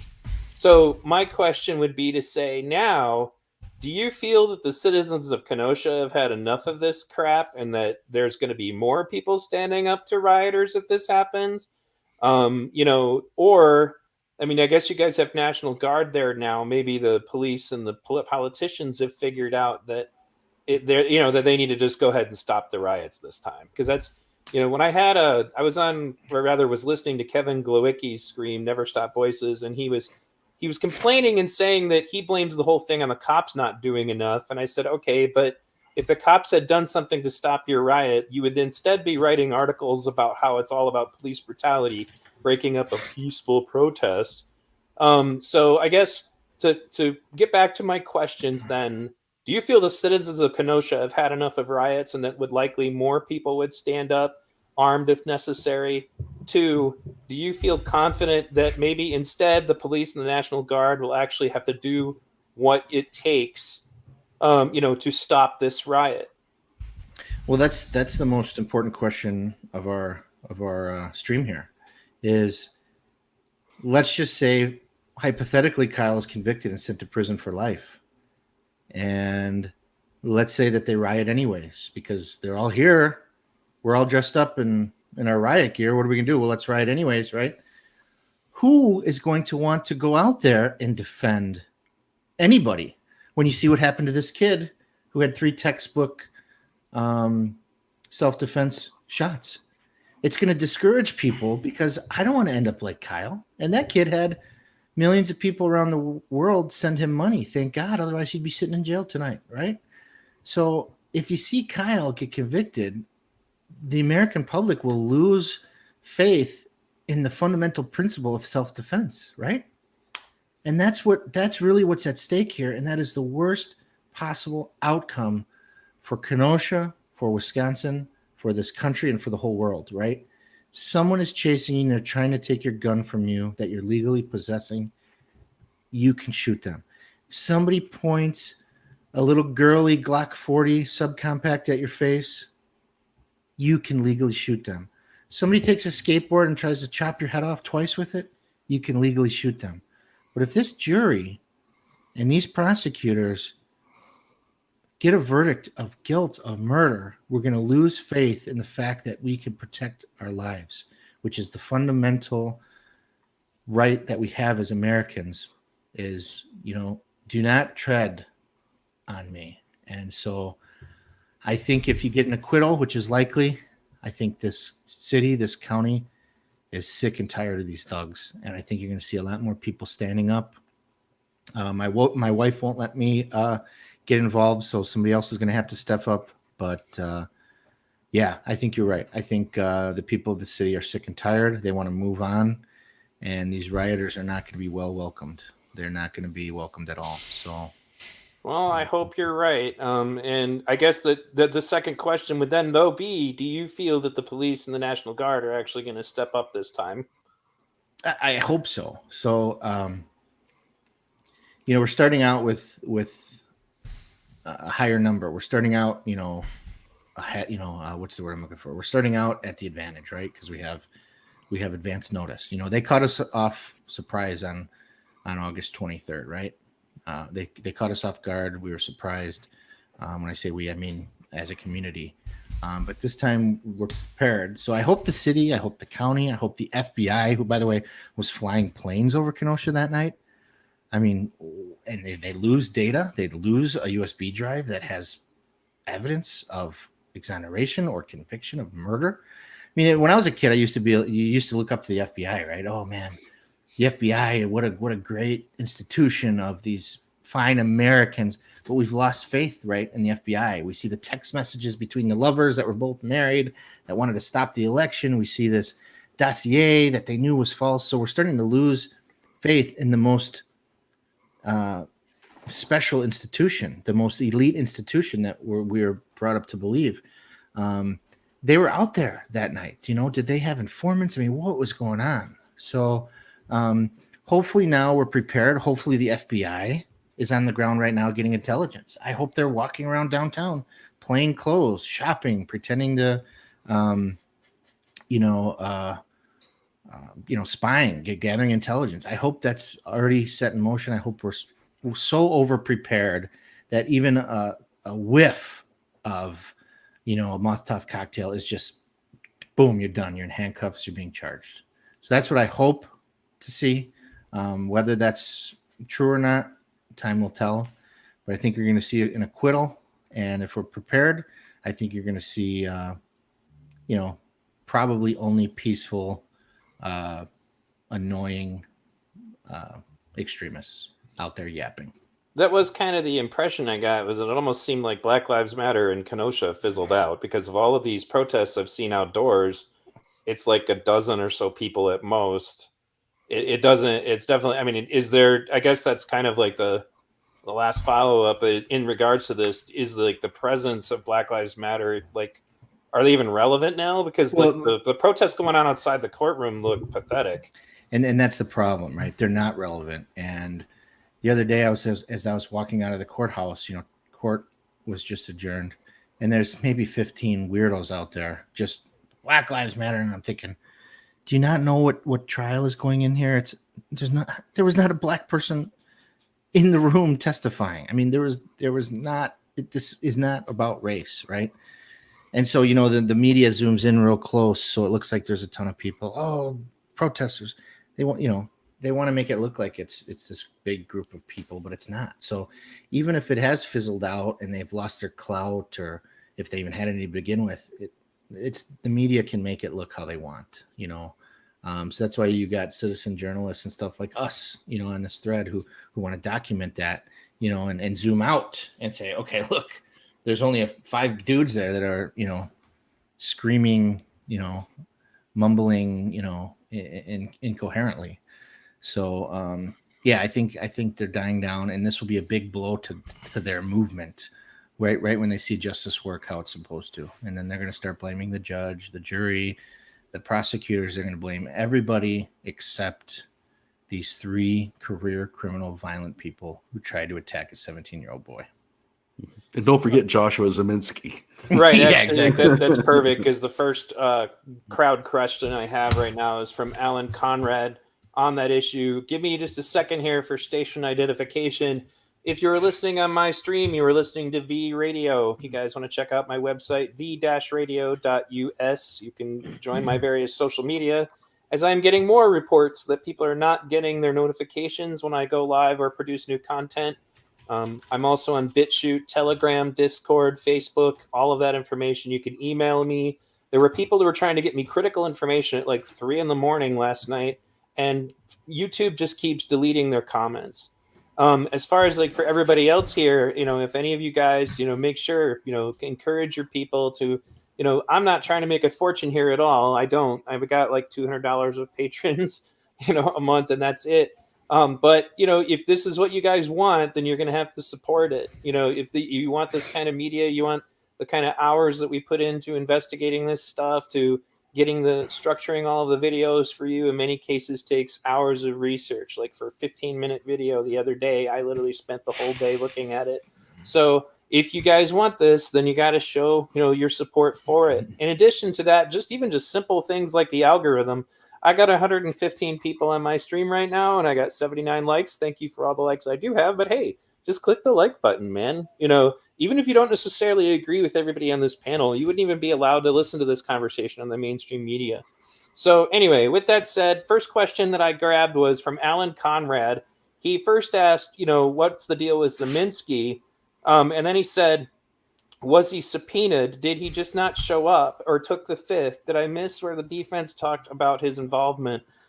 Now, I want to, because we're now moving into kind of open discussion format, so I want people to be able to talk. I know that it's important. I know if you guys don't have a lot of experience on a panel of this many people, you just got to kind of police yourself to a certain degree. I will reserve the right to be sure that if, like, I heard somebody maybe start to talk and they didn't get to say anything, that I'll bring it up. Try to watch your body language. But anyway, yeah. So my first comment was, as in regards to this issue, is that it seems to me like both sides probably decided that Zeminski is such a non-credible witness. I don't think you're going to get any value out of him out of either of them. But I also suspect that I honestly don't feel Binger is in good faith about this brandishing issue. I don't feel it at all. And I think that he was hoping that he could create, a what if in the minds of the jury with a blurry picture, like as if you were trying to sell a UFO photo to somebody, or a photo of Bigfoot. Don't you see the outline here? Let me tell you a story about this ink blot picture. It's a Rorschach test. So putting the Zeminskis on the stand at that point creates another problem for him, because if their testimony is bad, or more importantly, when they finally did give testimony and he just annihilated them as far as their credibility with like Zeminski's 7 pages full of criminal history, I feel that they probably felt that he was entirely too, like, they're just too much of a wild card in putting those 2 people on the stand. And I say that as somebody who's communicated with Zeminski in my comment section. He doesn't seem too bright. So go ahead, guys. So yeah, okay, Zeminski. Go ahead. I was just going to say, Zeminski was on both witness lists, and he was there. He was in court. And in Wisconsin, pleading the 5th is not permitted to be done in front of the jury. So he's got open cases, one for felony arson, one for, he really got overcharged on this one. He shot the gun in the air and gravely charged him with disorderly conduct for F's sake. But he has open cases, so he has the constitutional right to plead the 5th, which is not done in front of the jury, and in this case, not even done in front of the court. So he wasn't called because he doesn't have to testify, but he was there, that dirtbag. I got a picture of him, and he may be one of the bigger people when we're placing blame around for this incident. Yeah, I mean, I don't know if it's sunk into him that your decision to fire that weapon may have gotten your friend killed. And I don't think he's just too stupid to realize that. I think V Radio, you've had discussions with him, haven't you?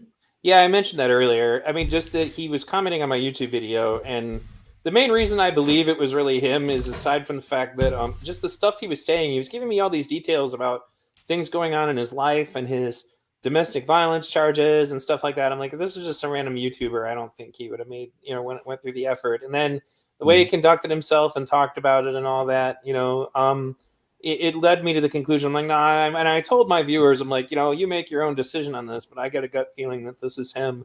But regardless, that's the answer to your question. So continue with the panel.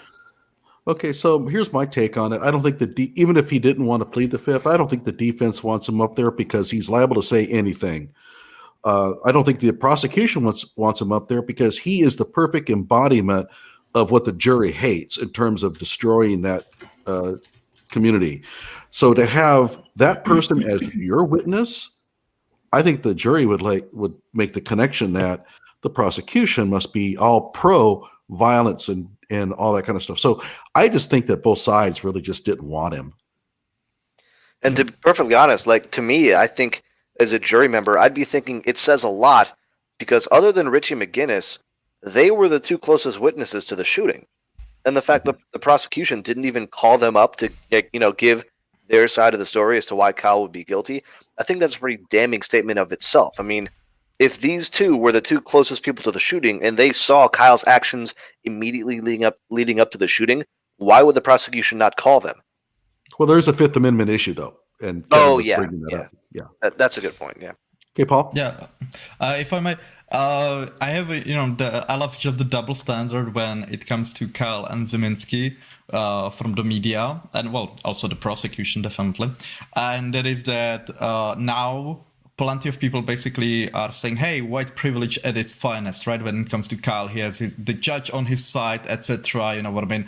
All the funds that he managed to raise, and I'm like, guys, if you would want to talk about something like that, why are you not talking about Zeminski, who literally shot the gun in the air and he's charged with disorderly conduct or whatever that is, which it's not even a felony, right? That's a misdemeanor. Yeah, and it's a weak misdemeanor. It's a 3-month misdemeanor. The most you can get is 3 months in jail, and the sheriff gives him work release. Yeah. He's lived a charmed life as far as the judges have been concerned.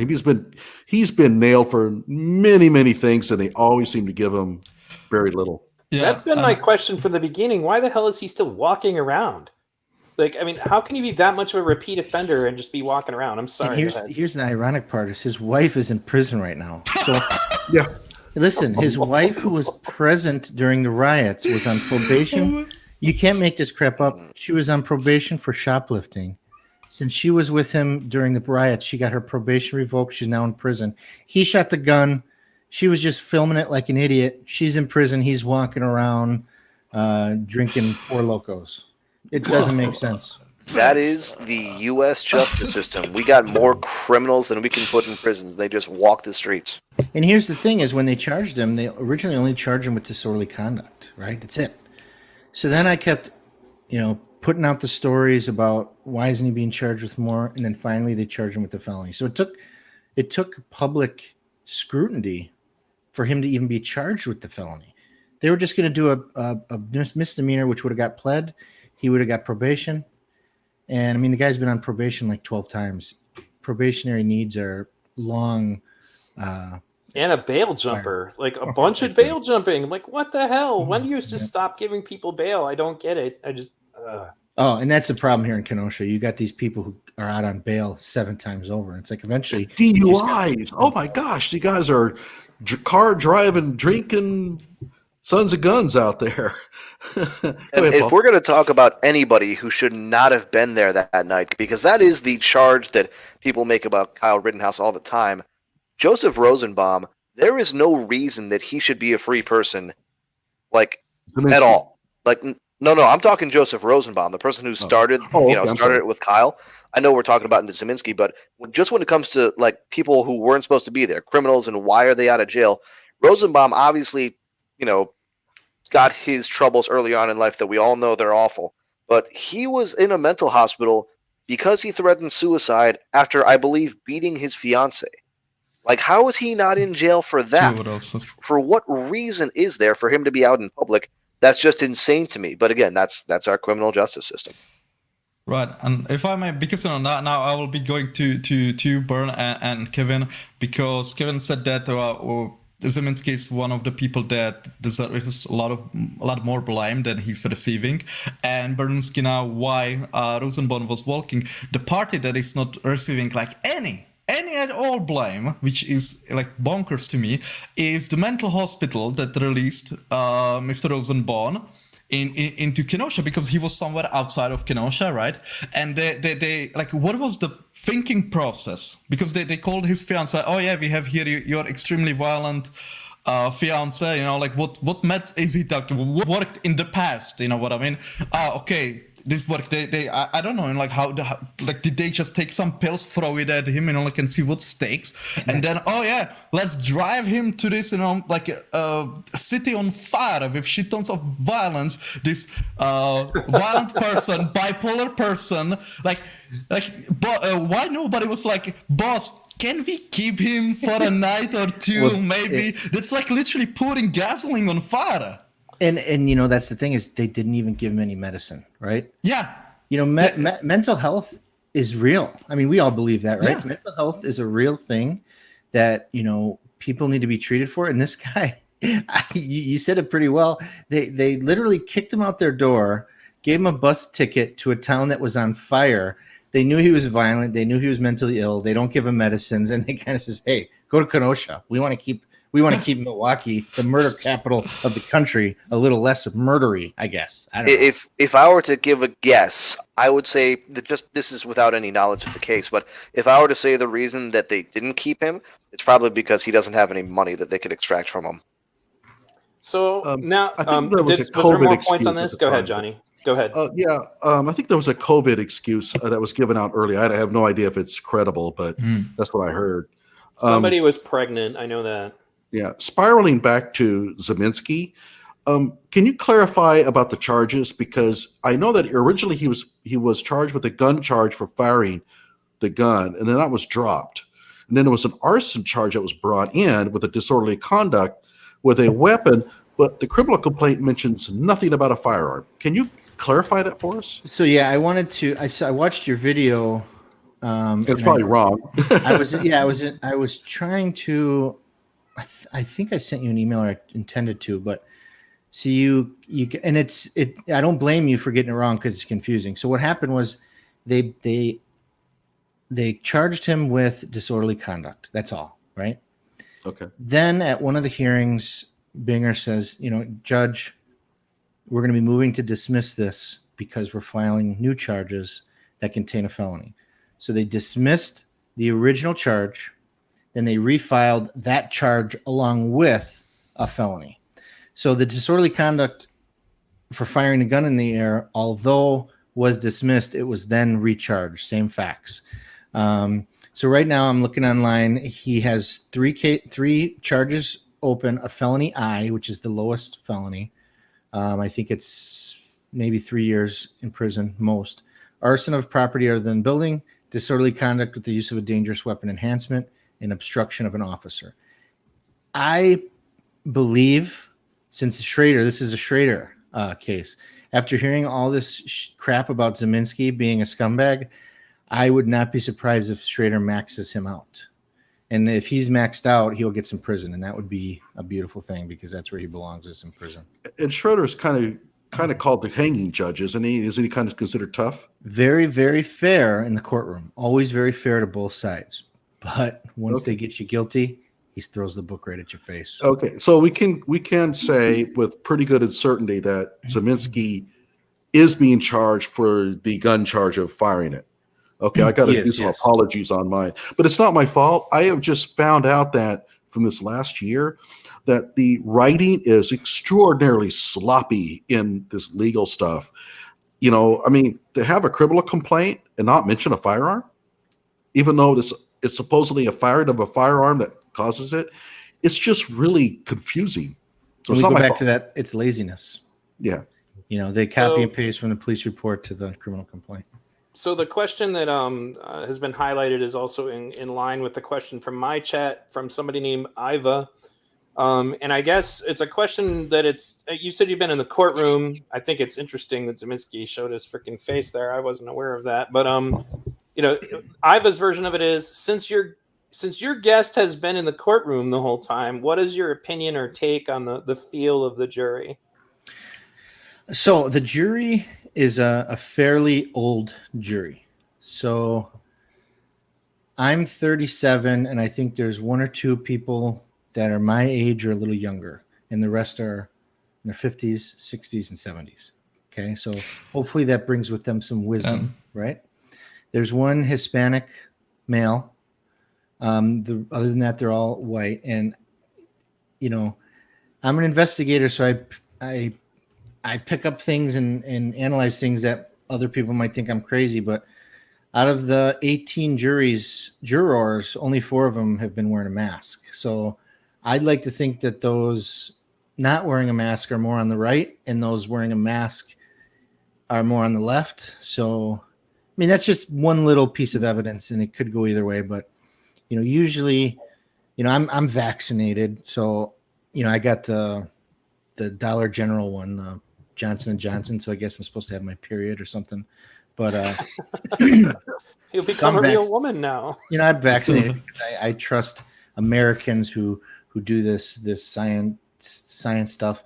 I took it on my own accord, not because the government told me. But, you know, these jurors were told, because this judge, he hates the masks, right? And he says, wear a mask if you want, but you don't have to. And so you saw the jurors just rip the masks off in relief. And I'm like, okay, those ones are conservative. Those ones are acquittal votes. And the 4 that are wearing the masks, a couple of them are pretty elderly to where maybe they have some kind of underlying condition. So I noticed that. I noticed that when Kyle was being cross-examined by T. Claire and just being badgered the whole time, the jury didn't like that. They don't like Binger in my surmising of their body language. They just don't. And remember, OJ's jury expert has been sitting 2 down from me this whole trial. So she's been taking notes, and she helped them pick the jury. So the jury is older. They're white, and they kind of look like Harley Davidson, like a lot of them. So I think these are going to be people that are going to, you know, they're going to say, let this kid go. And that's was there any direct reaction when Kyle started crying? Did you notice any body language changes? Yeah. You know, they were upset because at the same time, so I've been sitting next to Wendy Rittenhouse throughout the trial. She's Kyle's mother. You know, she couldn't help it. I mean, they're trying to put her freaking kid in prison. I mean, it's just so sad. Yeah. She looked crushed. And the jury seemed very, very sympathetic to Kyle. I mean, he's got a set of brass balls too. I mean, he got on that. Many people said he didn't need to go up there on the jury stand. The state did not prove their case. He didn't need to go up there, but you know what? He went up there. He stood his ground. Because imagine if that was one of us 5 opinionated assholes up there, we would have been barking back at T. Claire saying, "Hey, you little metrosexual, you know, blah blah blah." What would you have done? Would you just crawled into a ball and sucked your thumb? No, you know. So I mean, Kyle showed some restraint, and I'm proud of the way he testified. And I think the jury was sympathetic to him as a kid who was scared. I do want to comment only in that I think it's sad that we have to divide something like this in lines of right versus left. Like, and it's funny because at the beginning of my documentary, I literally post a picture of my Bernie Sanders ballot. And I did that. Unfortunately, that meant that some right-leaning people immediately turned off my documentary. But I did it because I was so sick of people saying, "You're a right-wing Trump, blah, blah." Like, because I'd done 5 versions of the video at that point. And I had so many people just say, "No, you're on the right, you're conservative." And I was like, you know, I just needed to identify myself like, look, guys, there's the truth and then there's not the truth. And I think there's just way too many damn people who want him to be guilty by virtue of his politics, Yes. by virtue of what they perceive his politics to be. Like I said, when I interviewed Lynn Wood, it was like he didn't even know what Kyle's politics were. It wasn't necessary. It wasn't relevant, and I think that it's unfortunate that, and you see this especially like when I just did a video about that Twit, who's a Twitch streamer, Bad Bunny or whatever. And she had this list of things that if you hear anybody arguing in the Kyle trial, then it means they're fascists. And there were basic things like due process. Like if you think Kyle deserves due process. And it just basically what I'm dealing with when I go on Twitter is that for one thing, people are still saying the same debunked crap that they were in the first nights of like literally as it was going on. So like stuff that has been disproven like almost what are we almost a year now? Like I don't remember like how long it's been. Has it been a year? Happened in August, I think. So it's been a year and what, 2 months, 3 months? A year. Right. It'll be a year and 3 months and a week. And then there are still people who believed because of the media that he shot black people. There are still people who believe that he just fired into the crowd. There are still people who believe, that he was just there to kill people, have zero evidence of that. They just keep repeating it like, the Nazi propaganda minister repeat the big lie crap, and then it's gotten into the public consciousness. And now I'm happy to say that more people are starting to get it, but it's frustrating because I work all this time on trying to make people aware. But what I more or less discover is like, because she was giving this list as a public service announcement to people that she feels politically aligned with, that if anybody makes any of these arguments, you should block them and not speak to them at all. And I'm like, okay, so if anybody asks about due process, block them and don't speak about them to them at all. And then another one was the evidence of the case. So if anybody talks about the evidence of the case, block them and do not speak to them at all. And that's an example of why I agree with you when you say that this isn't just like it's not just about Kyle Rittenhouse anymore. It's about the soul of the United States. It's about so many other things are at stake here, and it's just terrible. Anyway, rant over. If I may, Neil, quickly I commented on your video. I don't know if you've seen that. If people ever like that lady that basically says, "Hey, block them, don't engage whatsoever in any discussion, get into any real positions of power." Well, the problem resolution will be only violence then. There will not be anything else. If you disagree, basically if you cannot even discuss something as fundamental as is self-defense or whatever, like basically what is on video, like this is how like wars are started. I'm sorry, but it is just like that. Yeah, they're providing the best argument for why we have a Second Amendment is to prevent people from gaining power and then acting on those tyrannical impulses. And that's what it is. That's tyranny. They just want their brand of tyranny. Yeah, and if I can piggyback on to what V Radio talked about before, about how people have been kind of misled from the start on this by the media, I want to ask you guys, have you noticed, and do you think it's rather interesting that kind of the more fringe left media purveyors, such as like the Young Turks, Vosh, Brown Fabio, Hassan, or whatever his name is, they've kind of started to admit that even though they still think he's immoral, they think Kyle is going to be found not guilty. Yet in the mainstream press, they haven't really turned that page. They're really coming out more hard against Kyle now than any time we've seen. Do you think it's odd that I guess you could say, left-wing media with less institutional credibility have kind of taken a turn, and the institutional media has not?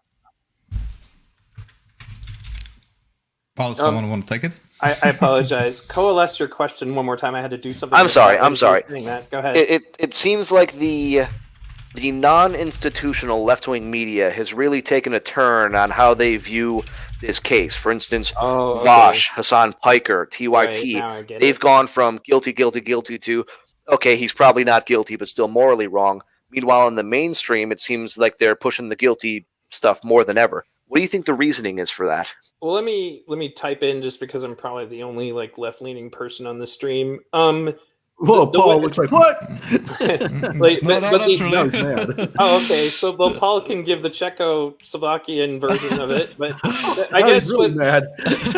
what I was gonna Oh, say, good. no, what I was gonna say was just that the way that the left media is handling this is just absolutely ridiculous. Like the Rational National, that's another guy that he only did one video about it, and he said so much shit that was utterly inaccurate, and then just went and said, "This is why I don't cover these things." I'm like, "Yeah, you're not covering it right now either, you freaking moron!" Like he didn't know what he was talking about, and I think that basically, just like a lot of other things, as I'm kind of understanding as I work in the algorithm, for example, I know I have left-leaning viewers, but there are certain things that are expected of you.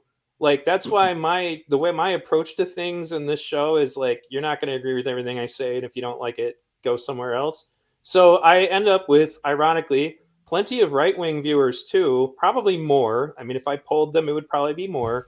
But the kind of left-wing people that do tune into this are the ones who don't have their head up the media's derriere or are not in the brainwashed woke cult. And that, unfortunately, is a minority as far as those who will admit who they are. I guess would be the way to put it, is that the culture on the left right now it's starting to get pushback. Like people like Bill Maher, for example, are starting to go after the woke and all of that and I think it's unfortunately because the Democratic Party recognizes that this is no longer in their best interest, not for any actual commitment to the truth. The Black Lives Matter and Antifa were their useful idiots for their purposes when it came to being able to say, let's burn the city down and then do videos about how this is Trump's America. It was all about the election. And I guess, so when I say certain things are expected of you, Destiny is one of the only major YouTubers who is viciously pro Kyle because he watched what happened and he said it openly. From and the start.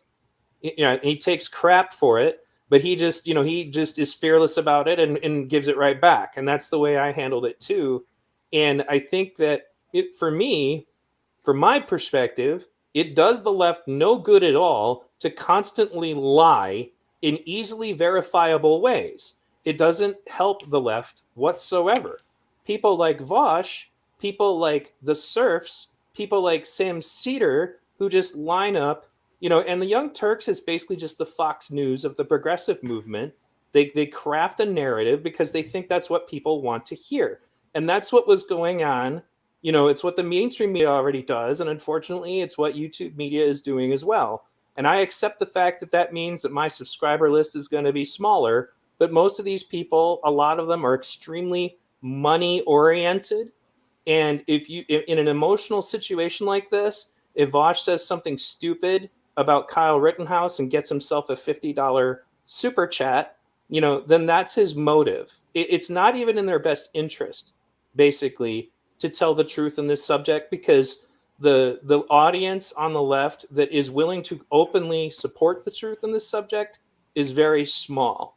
And I think it's growing. That's clear, but, and I promise I'm almost done, but there's a lot of pressure, and I think, and this is something I talk about on my show all the time, which is the Asch conformity experiment.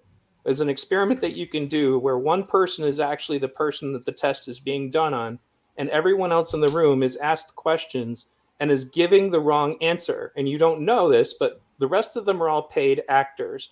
And what you find is that people are reluctant to come forward with the correct answer if the rest of the room is giving the wrong one. And the more people you put in the room, the more reluctant they are. Now, if you put even just one person in the room who's also giving the correct answer, then that's possible that that person will come forward and go and be more likely to tell the truth. And that's what I feel my role is. For the rest of these guys, it's let me, I'm sure, for example, if the left lined up on the other side of this, all of a sudden, all of these people would just fall right along because that's their grift. And you know what my grift is? Telling the goddamn truth. Period. Okay. Next. Mic drop. This is my I'll say mic that- dropping. Guys, if I may, because I'm gonna have to go in a bit. If I just quickly on the media side, it's insanity.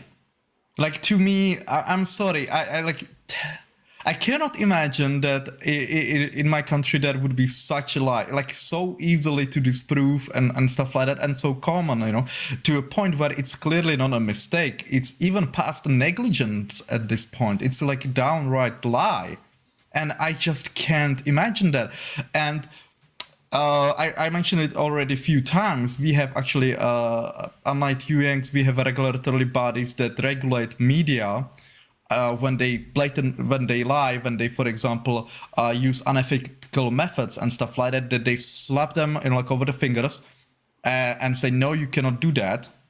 And I know that's a kind of a issue in the United States because you pride yourself on the unrestricted freedom of speech, when it comes to this, and especially in the press. But I would like to, it is undeniable that Kyle Rittenhouse case demonstrates the downsides of unrestricted freedom of speech.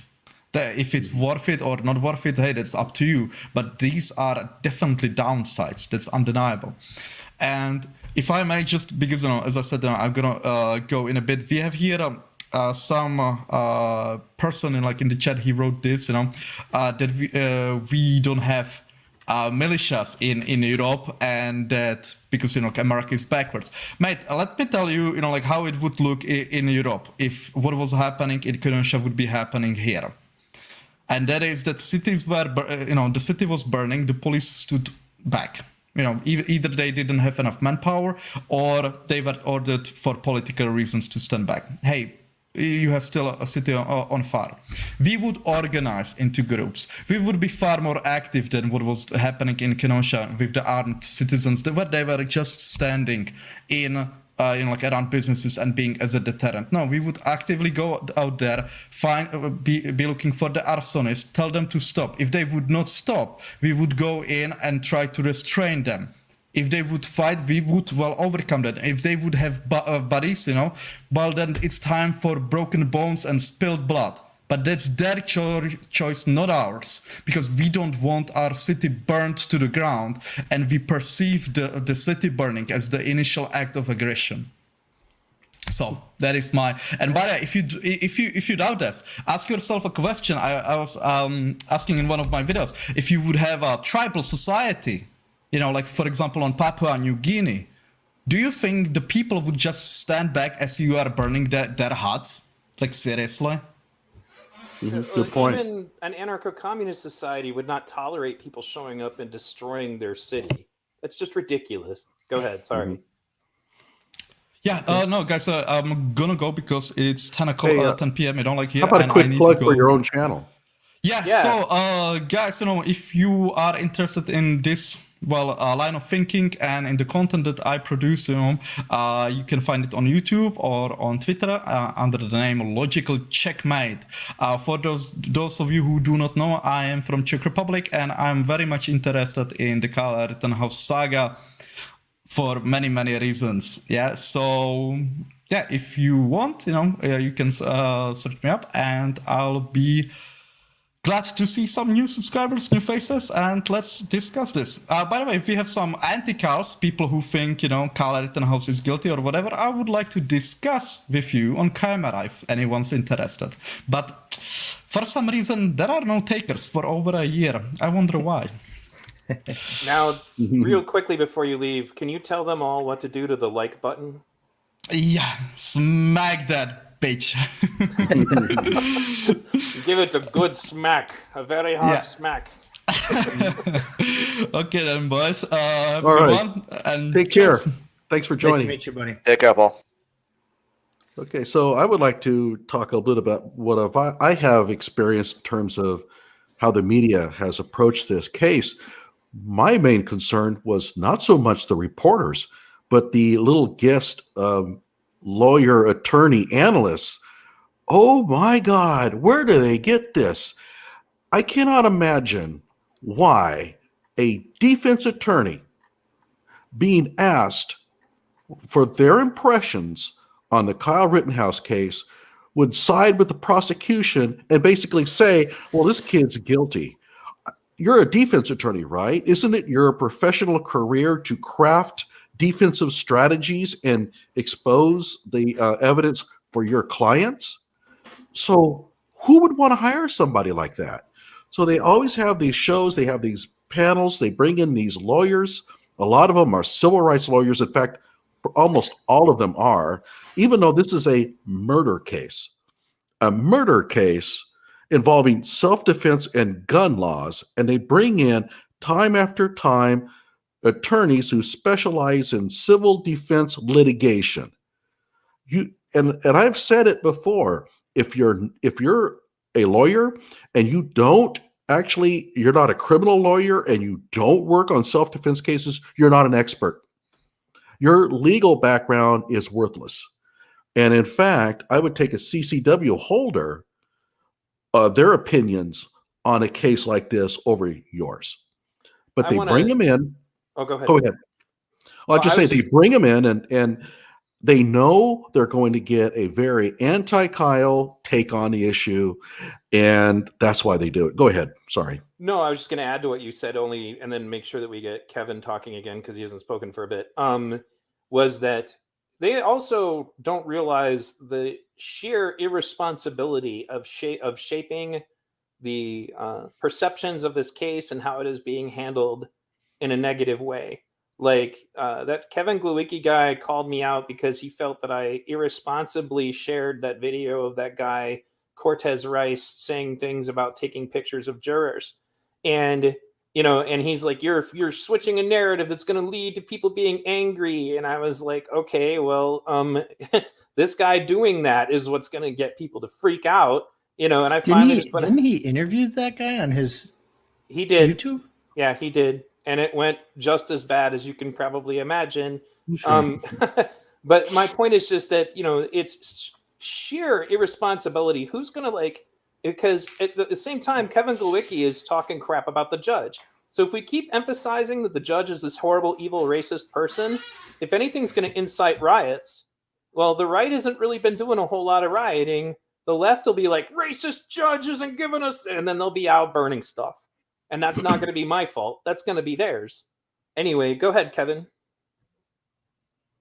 Yeah, and so Glowicki, he is he's one of those multiple violent felon types who I actually did a background check on the guy, and he's a monster, that guy, and he uses the N-word. He got arrested for drunk driving and called the police officers the N-word. So, I mean, this is a guy who claims to be a Black Lives Matter protest or activist. So I don't usually take much of what he says more than a grain of salt. But it goes back to integrity of the system. I mean, these people, they won't accept the verdict unless it's what they want, right? So it's going to be a racist judge, right? Or it's going to be a racist jury. They can't stand to admit, well, the evidence was presented, it was fair. Kyle was acquitted, right? They're not promoting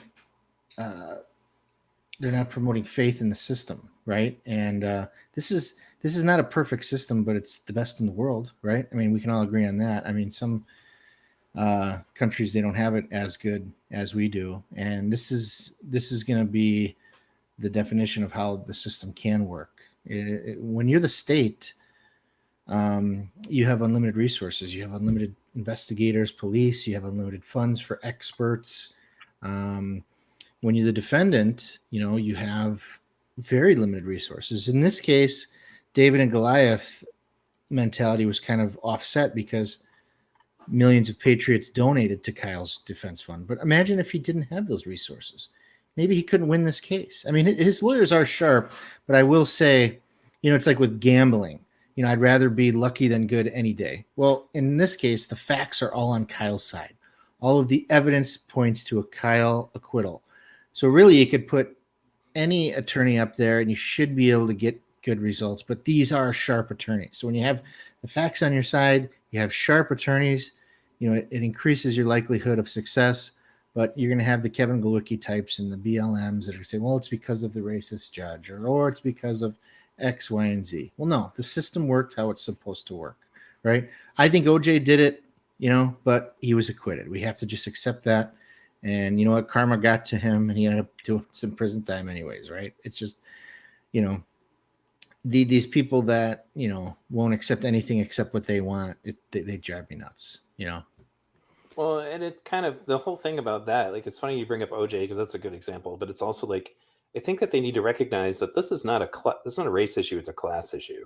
Michael Jackson got off. It's another good example. Bill Cosby, you know, a dude who's guilty as a cat in a goldfish bowl. You know, and I don't think that this is in any way like indicative of like that. I think that now a legitimate point that was made by the YouTuber Just Some Guy was that if the left was smart, they would be using this opportunity to expose to the people on the right that we need criminal justice reform, because Binger and the mishandling of the prosecution of this case is a great way to convince people, man, maybe we need to look at this again, you know, because it makes you wonder how many other people have been screwed like this who don't have the benefit of, you know, that they got lucky and got $2 million in fundraising, you know, and it makes you wonder, like, God, where would Kyle be if he had to stick with some poor public defender, you know, in that town, you know, and it's like, it would have been a very different scenario. You know, Bernooski. Well, I want to comment on just a couple things you guys said. One of them being that I know you said it earlier, Kevin, and I don't necessarily disagree with all of it, but I think that when you say that they won't accept the outcome regardless of what the outcome is, I can kind of understand that, because I think that we've seen all the evidence ourselves, and if the jury were to find Kyle guilty, I wouldn't accept the outcome because I've seen the evidence. I've seen the video. So I don't necessarily agree with that point. Like, I don't have a problem with them disagreeing with the outcome. What I do take a major issue with is the media coverage of this case, and I'm going to go into a bit of a rant here. From everything we've seen, like from the very start, obviously there's two different types of media. There's YouTube media. There's obviously the corporate media that you see now. And the corporate media, like I think with the YouTube media, such as guys that V Radio mentioned earlier, Serv, Savash, those types of guys, I think they're true believers. I think they actually believe the things that they said. And that's why now that the evidence has come out more emphatically, they've kind of changed their tune.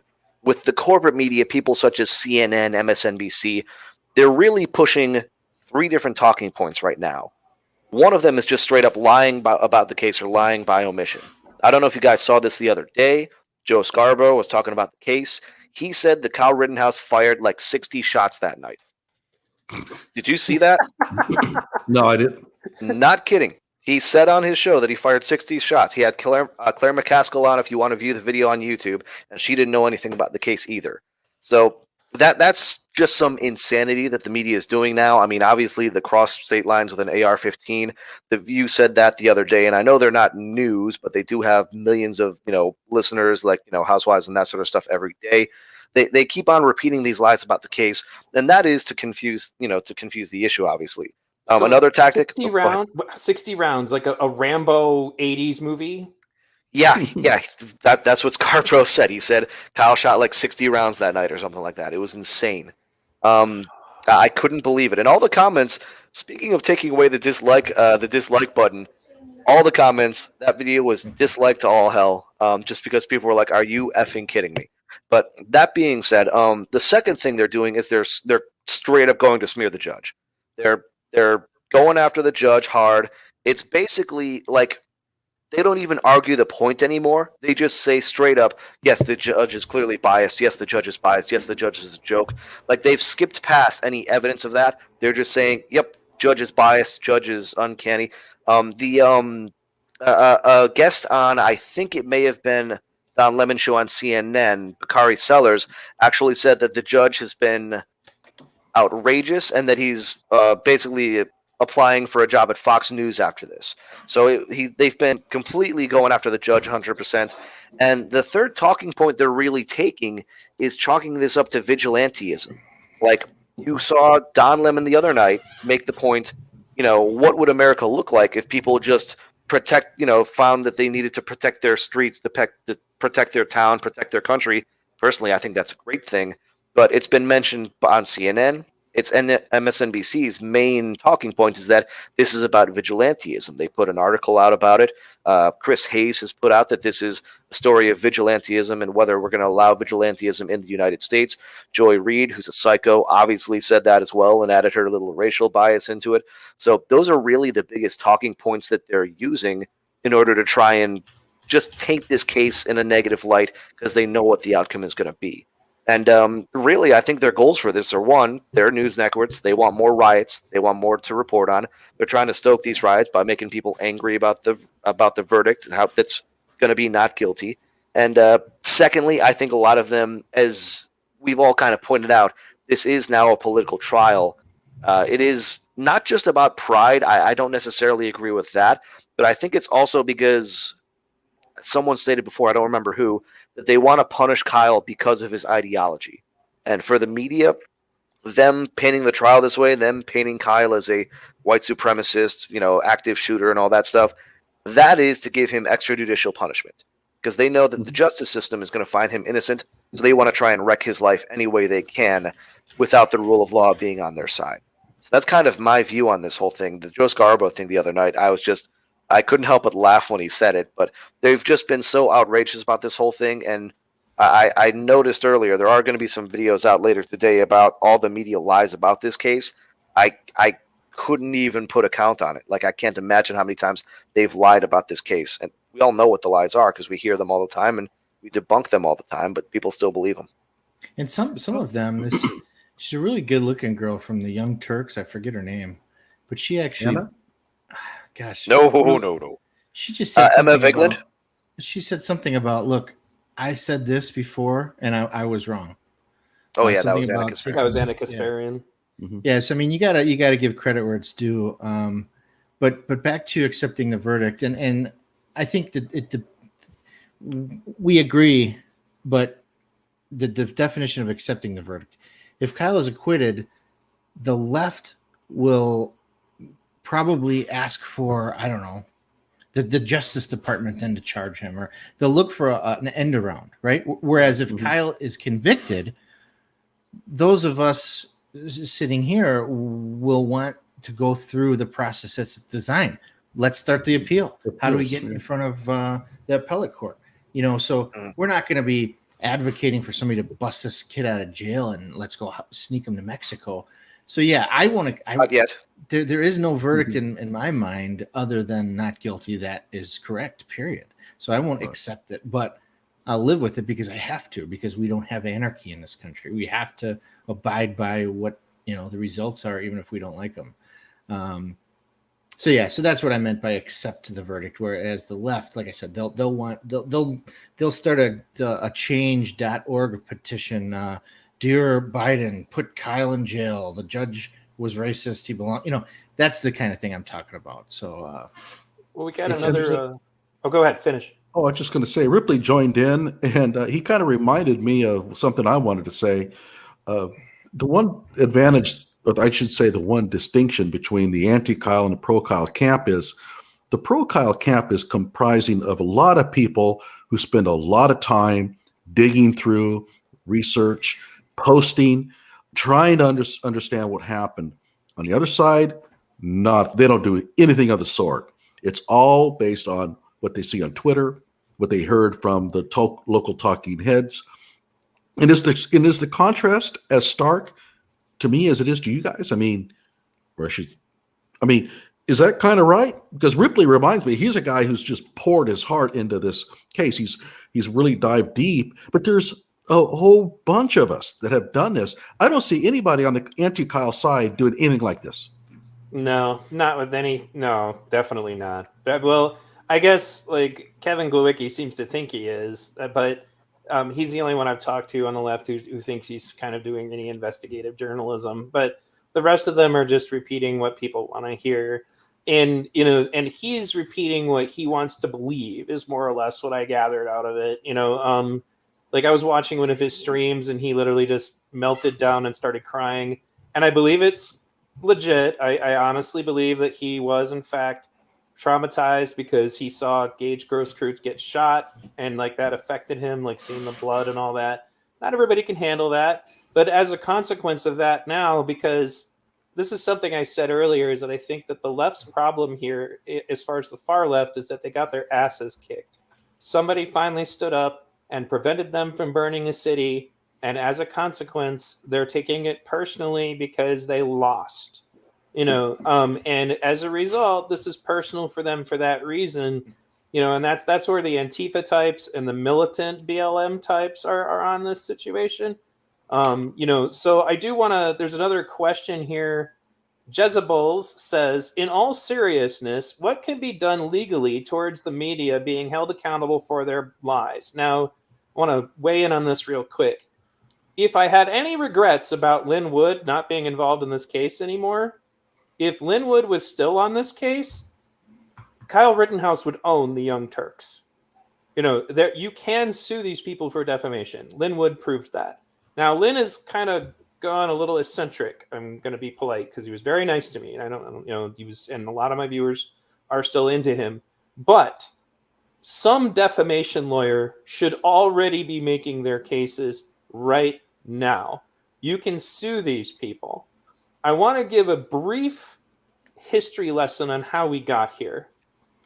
There was the end of the fairness doctrine, which was, I can't remember who deregulated that, like which administration, but I know it wasn't that long ago. Was it Reagan?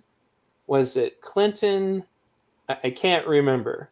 Another deregulation that happened was Clinton was the one that deregulated how much of the media can be owned by one person. There used to be rules in place to prevent one person from owning too much of the media, and Bill Clinton was presiding over that being deregulated. And then finally, there was a lawsuit where Fox News was sued, and the end consequence of it was that they were told that you are not actually obligated to tell the truth in the news.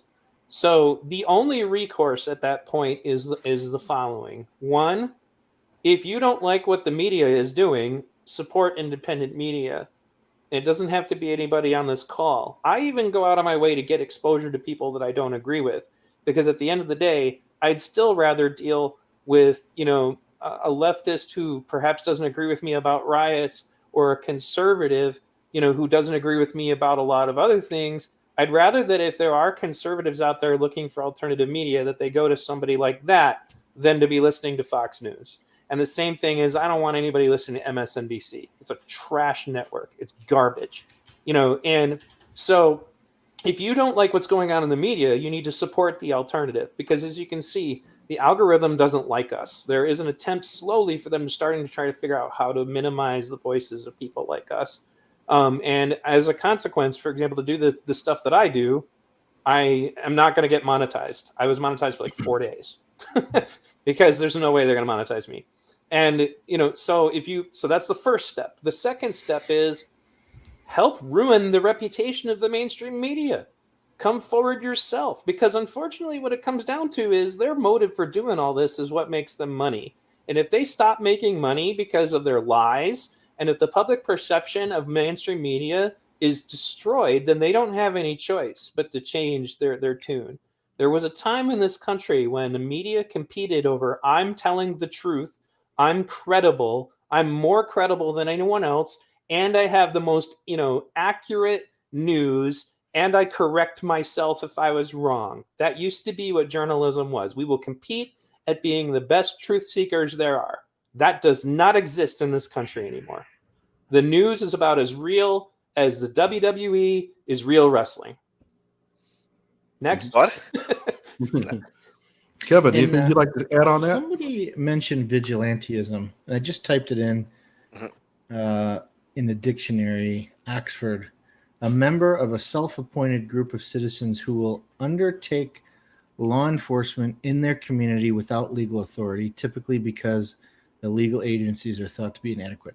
That term vigilante is thrown around a little too loosely. Like Kyle wasn't out there trying to arrest people. He wasn't out there trying to enforce the law. He was out there to try to protect life and property. I've been called a vigilante. I didn't want anybody to try to go arrest these people or approach them and confront them. I was sitting at the entrance to my neighborhood with my gun, talking with my neighbors. we weren't enforcing the law. If we would have saw somebody smoking a joint, we wouldn't have walked up to him and said, "Hey, put your hands behind your back."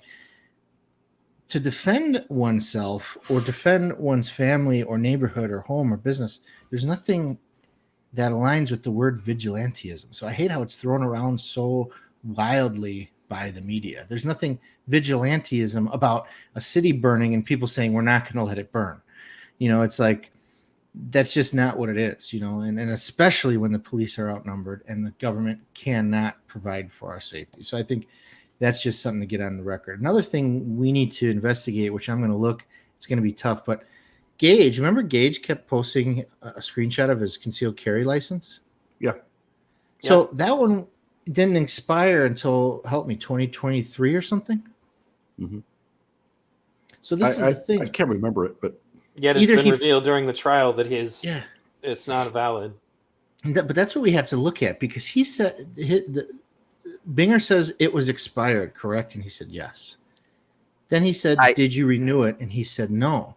So expire. So only one of these two options can be true. Either he photoshopped or somehow manipulated that photo of his ID, or he lied, because that didn't expire until 2023. So that was either a false representation of his CCW license, or he got into some trouble that none of us know about, where they said, because what happens in Illinois is if you're charged with a felony or domestic violence, something that would preclude you in the state from carrying a gun, they basically send you a letter saying, here's a self-addressed stamped envelope. Send us that license back. We'll let you know later if you get it back, right?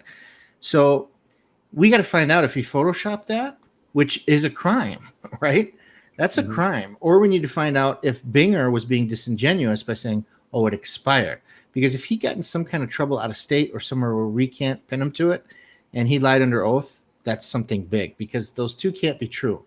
So I don't know what your thoughts are on that, but was he, now this is something that I've seen out there, but I haven't actually confirmed this. Was he charged with some sort of burglary or something like that? Because if that's the case, then he may have lost it for that without it necessarily expiring. But it was expunged, unfortunately. So, his burglary was expunged. Oh, okay.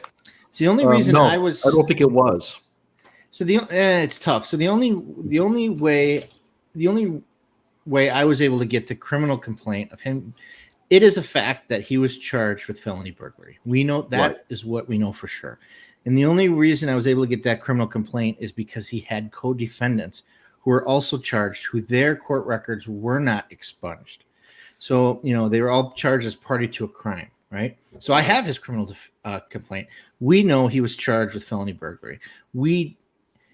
It's ambiguous to where, was he convicted and then it later expunged? Was it a plea deal?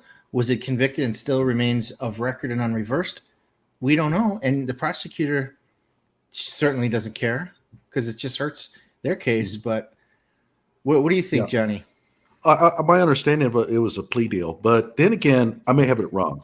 I think you were much closer to the action, would know more than I would. So it looks like it is ambiguous. I have no idea about that felony robbery. By the way, I did cover that in depth on my channel, and it's hilarious. I enjoyed watching that.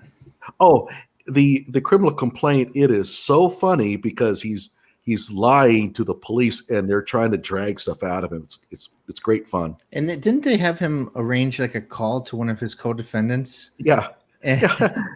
He called one of his co-defendants up to try to get the other guy to incriminate. But the co-defendant incriminated him during the call, and Gage kept hanging up because he kept hanging. Well, the guy was like, "Hey, but Gage, what are you talking about? You were the one whose idea it was." And Gage is like, "Click! Oh shit! Lost the call." Yeah, I mean, he's call back. No one's ever accused Gage of being smart. No, I mean, seriously, he comes off as a real dummy in that entire episode.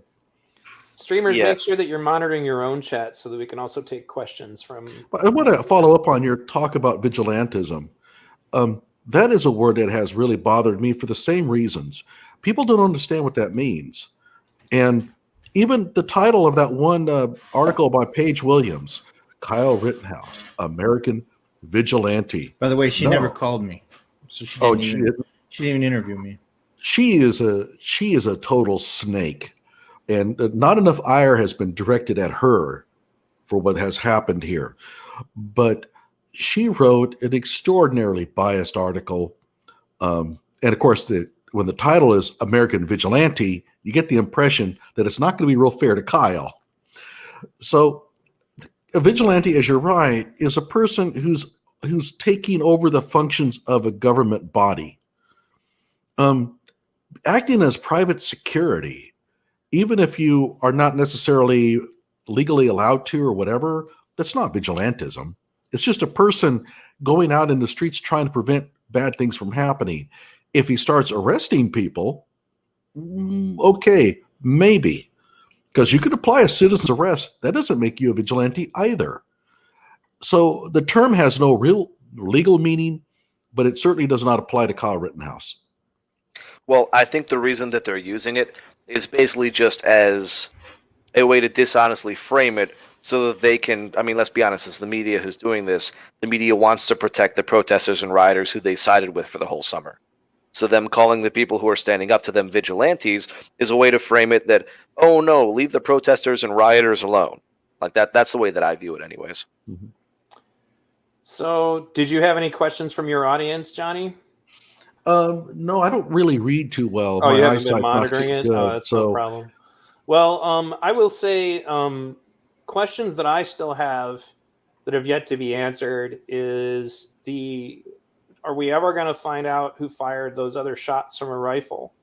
And are they ever going to prosecute whoever fired at Ryan Balch that he talked about? They brought it up in the court, and then the judge said, this is later, right? Meaning after Kyle was out of the situation. They went, yeah. He's like, okay, we're not talking about that. It wasn't like the judge thought it wasn't important in so much as just it's irrelevant to Kyle's case. But Balch, testified on the stand that somebody in a white car shot at him, and he had to duck behind another car to take cover. And I'm like, wow, I'd kind of like to know what the hell that was about. Has anybody gotten any more information on these kind of questions? Well, so the courthouse itself and the Kenosha County Administrative Building across the street had many tens of thousands of dollars in damage from bullet holes. There was bullet holes all over all the government buildings. The Bearcat and the MRAP, the Armored Personnel Carriers, I don't know if you'd call them dings or what, because obviously they didn't penetrate, but there were hundreds and hundreds and hundreds of shots that night. So, and the problem is here in Wisconsin, the crime lab does not accept spent casings for purposes of DNA or fingerprints, because those shells get too hot that they disintegrate all DNA. They disintegrate the oils from fingerprints. So it's tough. It's an uphill investigative battle to try to figure out who shot where, when, and why. But what I do know is that if this guy, Kevin Mathewson, on the 4th of July or New Year's Eve, brought a pistol outside and shot it at midnight, I'd be charged with second-degree reckless endangerment. Zeminski shoots a gun up in the air in the middle of a riot and he gets disorderly conduct. Is that white privilege? I mean, what's the deal there? Yeah, I mean, that's a good question. I mean, the ATF, it seems like they're making more arrests than local police. They keep arresting people here and there for arson and other things. But I mean, it's now been almost 15 months, and there really have not been any serious. I'm unaware of any arson to building charges being brought forward, and it's been 15 months. So there's a chance we may never find out who was responsible for some of these, thanks to the new religion of COVID, where it's normal for everybody to run around with a mask on their face, for crying out loud. That's a big culprit to a lot of this crap too, to be honest with you. It used to be alarming when you saw somebody walking into a gas station covering their face. Now it's just the norm. Well, I would also piggyback onto the arson thing.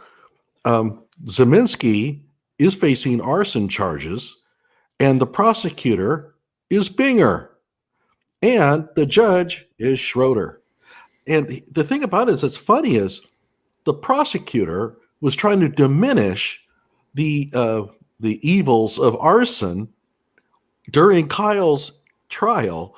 The same guy who's going to be bringing charges against Joshua Zeminski. Well, I mean, you only saw like 7 or 8 fires, right? It's not like you saw 10 fires, right, Kyle? Kyle, you're running towards the fire with a fire extinguisher. I mean, what's with the What's your sense of hurry? urgency? It was a fire. I mean, those things. I mean, it's. I don't care if you're on the left or the right. You have to look at that line of questioning and think, this guy is an idiot. You know, I mean, whether Hopefully the jury thinks that. yeah, and they do. You know, I look at the jury, and when they look at Binger, they look at him as a villain. And you know, Kyle was crying. You know, he's got PTSD. You know, we us fellas, you know, we're all probably gun owners here. I'm guessing. If somebody breaks into my house and they're anywhere near my kids or my family, I'm going to make spaghetti out of their head on the wall, right? And I like to talk a big game, but you know what? I'm going to be disturbed about that, right? I'm going to have PTSD. I'm going to feel terrible that I had to take a human life. My kids are going to be traumatized that they had to see somebody get their head blown off in my house. I'm going to vomit maybe. You know, I'm going to a year later be upset to talk about it. But the left is acting like they'd rather him just be brazen and not show emotion. You know, so when the jury saw him crying, they took it authentically, in my opinion. And what else do you expect? You know, they're making fun of him, you know, minutes after, you know, when he's at the Eniac Police Department and he's, you know, crying and vomiting into the bait. What did you expect him to do? He's a human being, for crying out loud, and he just had to kill 2 people. You know, as much as we like to talk, you know, big manly things, we'd all be affected by that. You know, police officers who have to take a life, or you know, in the military having to take a life, even though it's justified, it's still tough. You know, it's tough on your psyche, on your mind. So Well, I mean, I think throughout the Kyle trial, they were suggesting he was some sociopathic psychopath, not showing any remorse. Sure. You know, so that's their narrative. Yeah, that's what I was going to say. It didn't matter what he did. They were going to have one way or the other to try and smear him over that. Whether it was the fake tears, like LeBron said, and let's be honest, LeBron's just jealous that Kyle's a better shooter than he is. But Yeah. whether it's the fake tears, or, oh, look, he shows no remorse, like, they were always going to smear him no matter what his reaction was. So that sort of thing. And they were going to call it fake no matter what. That was going to be the ultimate. Look, that's not fake. That's a panic attack. I've said it before. I've seen my students do this. I've had to call, you know, emergency medical for students in the past because they get an exam and they just come uncorked. I've seen it. That was real. And it followed the same pattern I've seen before.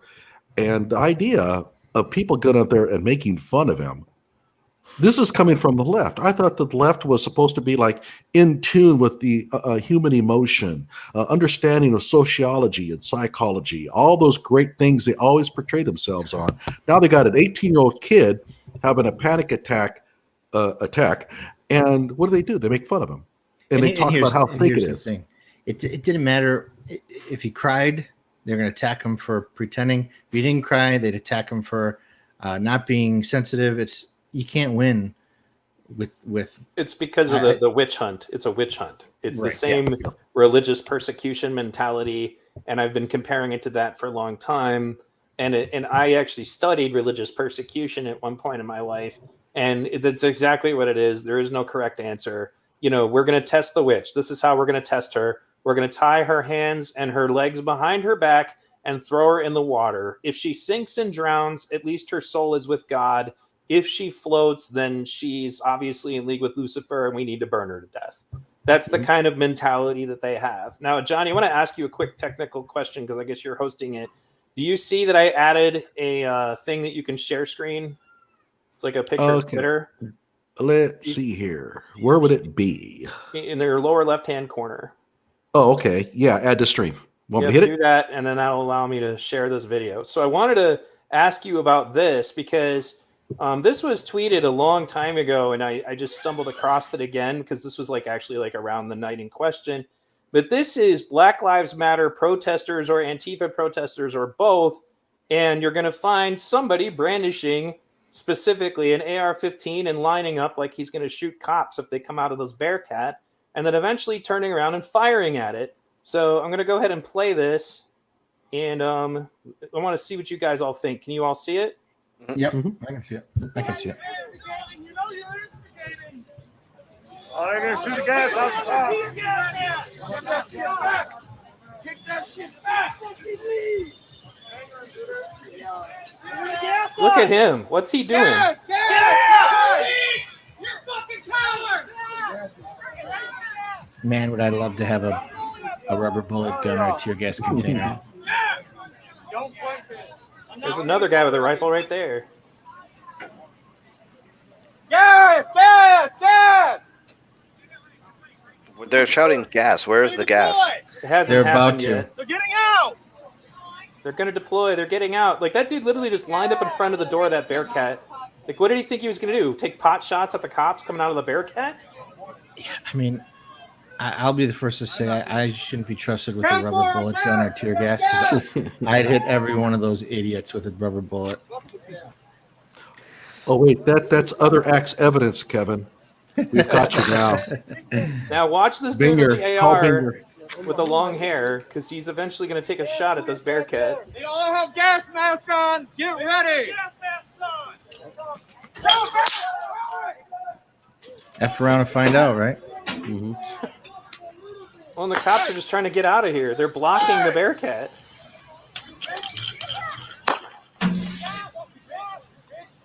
Now he's going to turn, and he levels his gun and starts firing. You'll see it in a moment.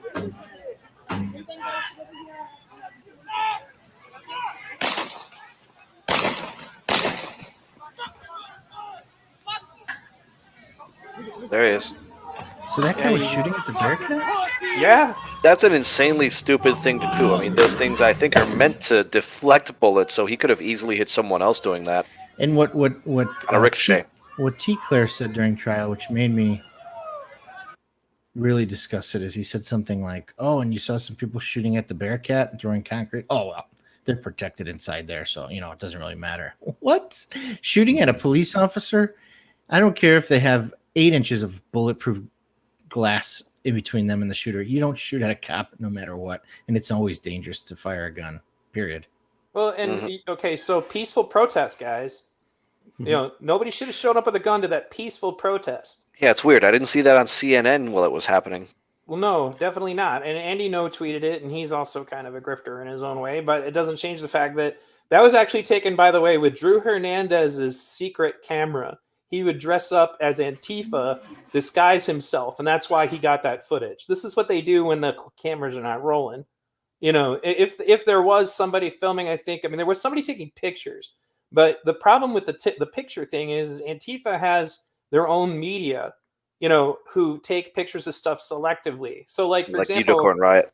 Right. When the gunfight broke out in Portland, when one guy with a handgun is literally having a gunfight with 4 members of Antifa with guns, there's all this media walking around, yet the only person who even talked about the fact that he was being fired on by members of Antifa with pistols was the person who happened to be streaming it at that moment, who was live, so he couldn't select it. But you watch these, literally you're watching Antifa media duck and dodge behind cars to get shots of the shooter who's a conservative with a pistol and avoid bringing any attention to the fact that Antifa had guns.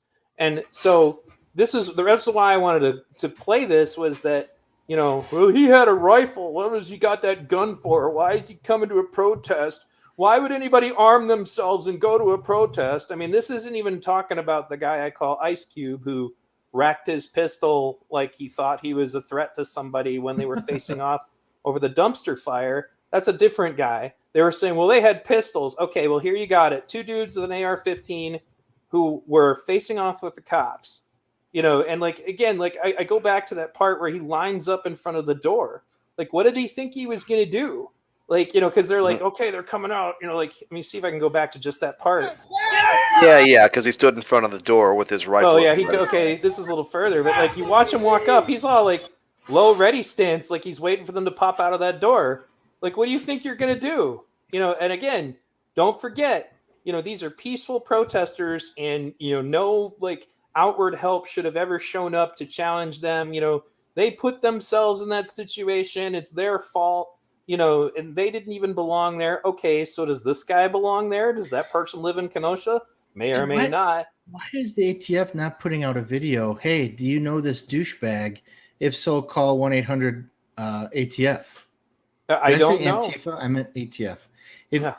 I mean, this guy, somebody out there knows who this guy is. And when you put a reward out there, this guy's friends will take a few bucks over their loyalty to this D-bag no matter what. So why aren't we seeing this guy's image plastered all over? I'm honestly stunned that Jump Kick guy hasn't come forward. Like, Yeah. I imagine the media would love to talk to that guy. You got to. I'm confident he must be wanted. Oh, You gotta put absolutely. He out must be a some serious kind of- criminal if he's not coming out in the open. You got to incentivize these guys. You got to put a little reward out, $5,000 or something. Mhm. Right. By and the then, way, go ahead. go ahead. Who complains about the militarization of the police the most? Yeah. Right? Yeah. Yeah. Gee, I wonder why we have these Bearcats. Well, yeah. Well, and Yeah. I was thinking What's about that funny is earlier. the city of Kenosha just bought it for next year is buying a brand new like high tech one.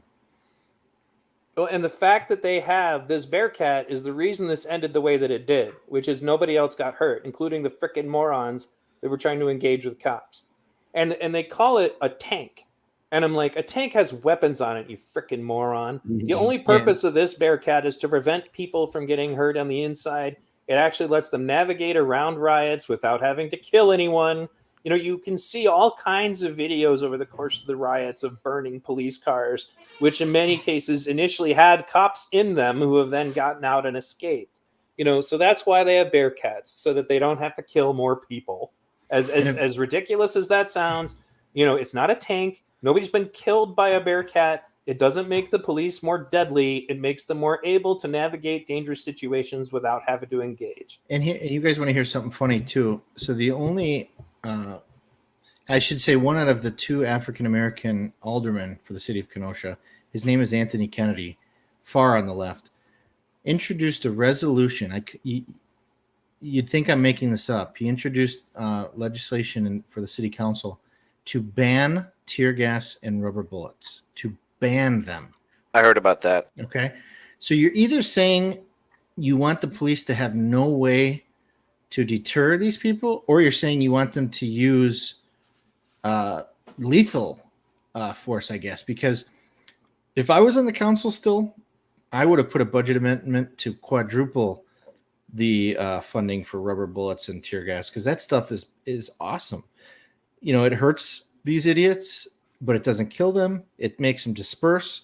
I mean, it's such a good tool so that you don't have to kill people and get lawsuits and get more riots. I mean, the fact that this idiot wanted to ban these things, it's like, Well, that's the interesting thing about, you know, them, basically the idea of like violent policing and police shootings and that sort of thing, is that you effectively taken away the ability of police officers to take in unwilling suspects violently, except for the use of like their firearm. Like, you can't chokehold a suspect. You can't hit a suspect with a baton, like, you know, ever since the whole Rodney King thing.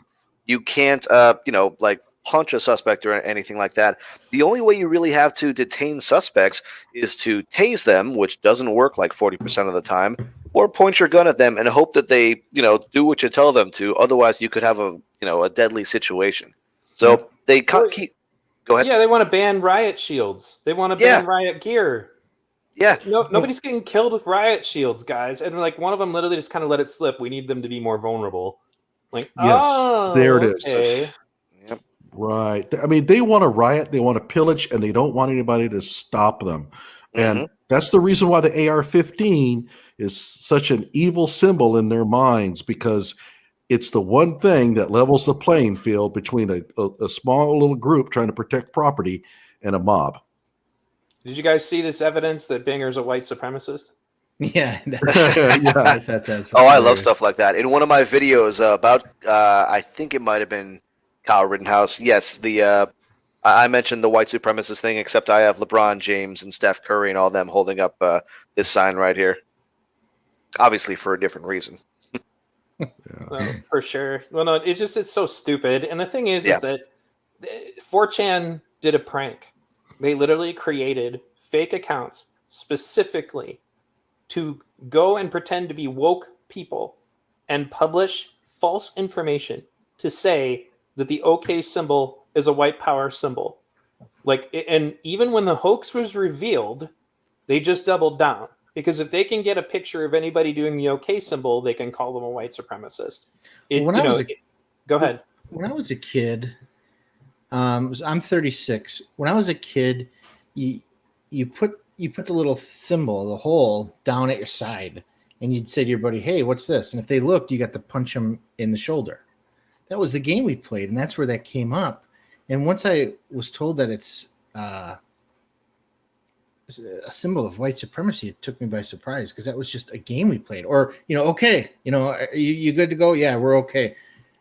If it was up to them, they'd make every hand gesture white supremacy. You'd be afraid to like talk with your hands.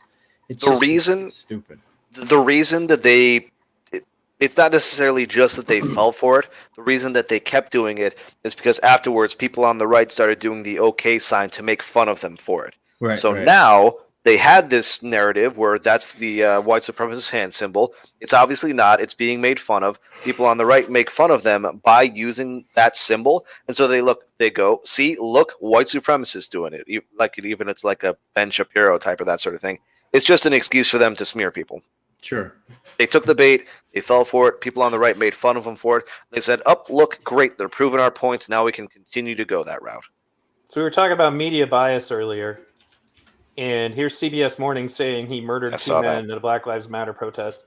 I did want to make one more point about the media thing that is important, that people need to understand that deregulating the media was a bipartisan effort. It's not something you can point at the donkeys and say they did it, and you can't point at the elephants and say that they did it. It's both sides had a vested interest in this. And back to that too, though, it's hard. We were talking about the media. It's very tough to successfully sue a major news media organization for defamation. It is very difficult to win. Mm-hmm. They have so many exemptions and immune. Oh, go back. That's that. I watch her testify all the time. Oh my goodness, I'm in love with her. She's pretty. She's so pretty, but that voice is like. It didn't bother me as much, but I know what you mean. Yeah. But yeah. You're definitely right about that. It is very hard to sue the media. But the way that I see it, they have a lot of protections. You're right. For instance, they can lie by omission all they want. Like all the lies by omission in the Rittenhouse case, Kyle doesn't stand a chance of getting any kind of restitution for that. The areas where he can get restitution are the lies about him bringing the rifle across state lines, or about his mother dropping him off at that riot, people saying she needs to be charged.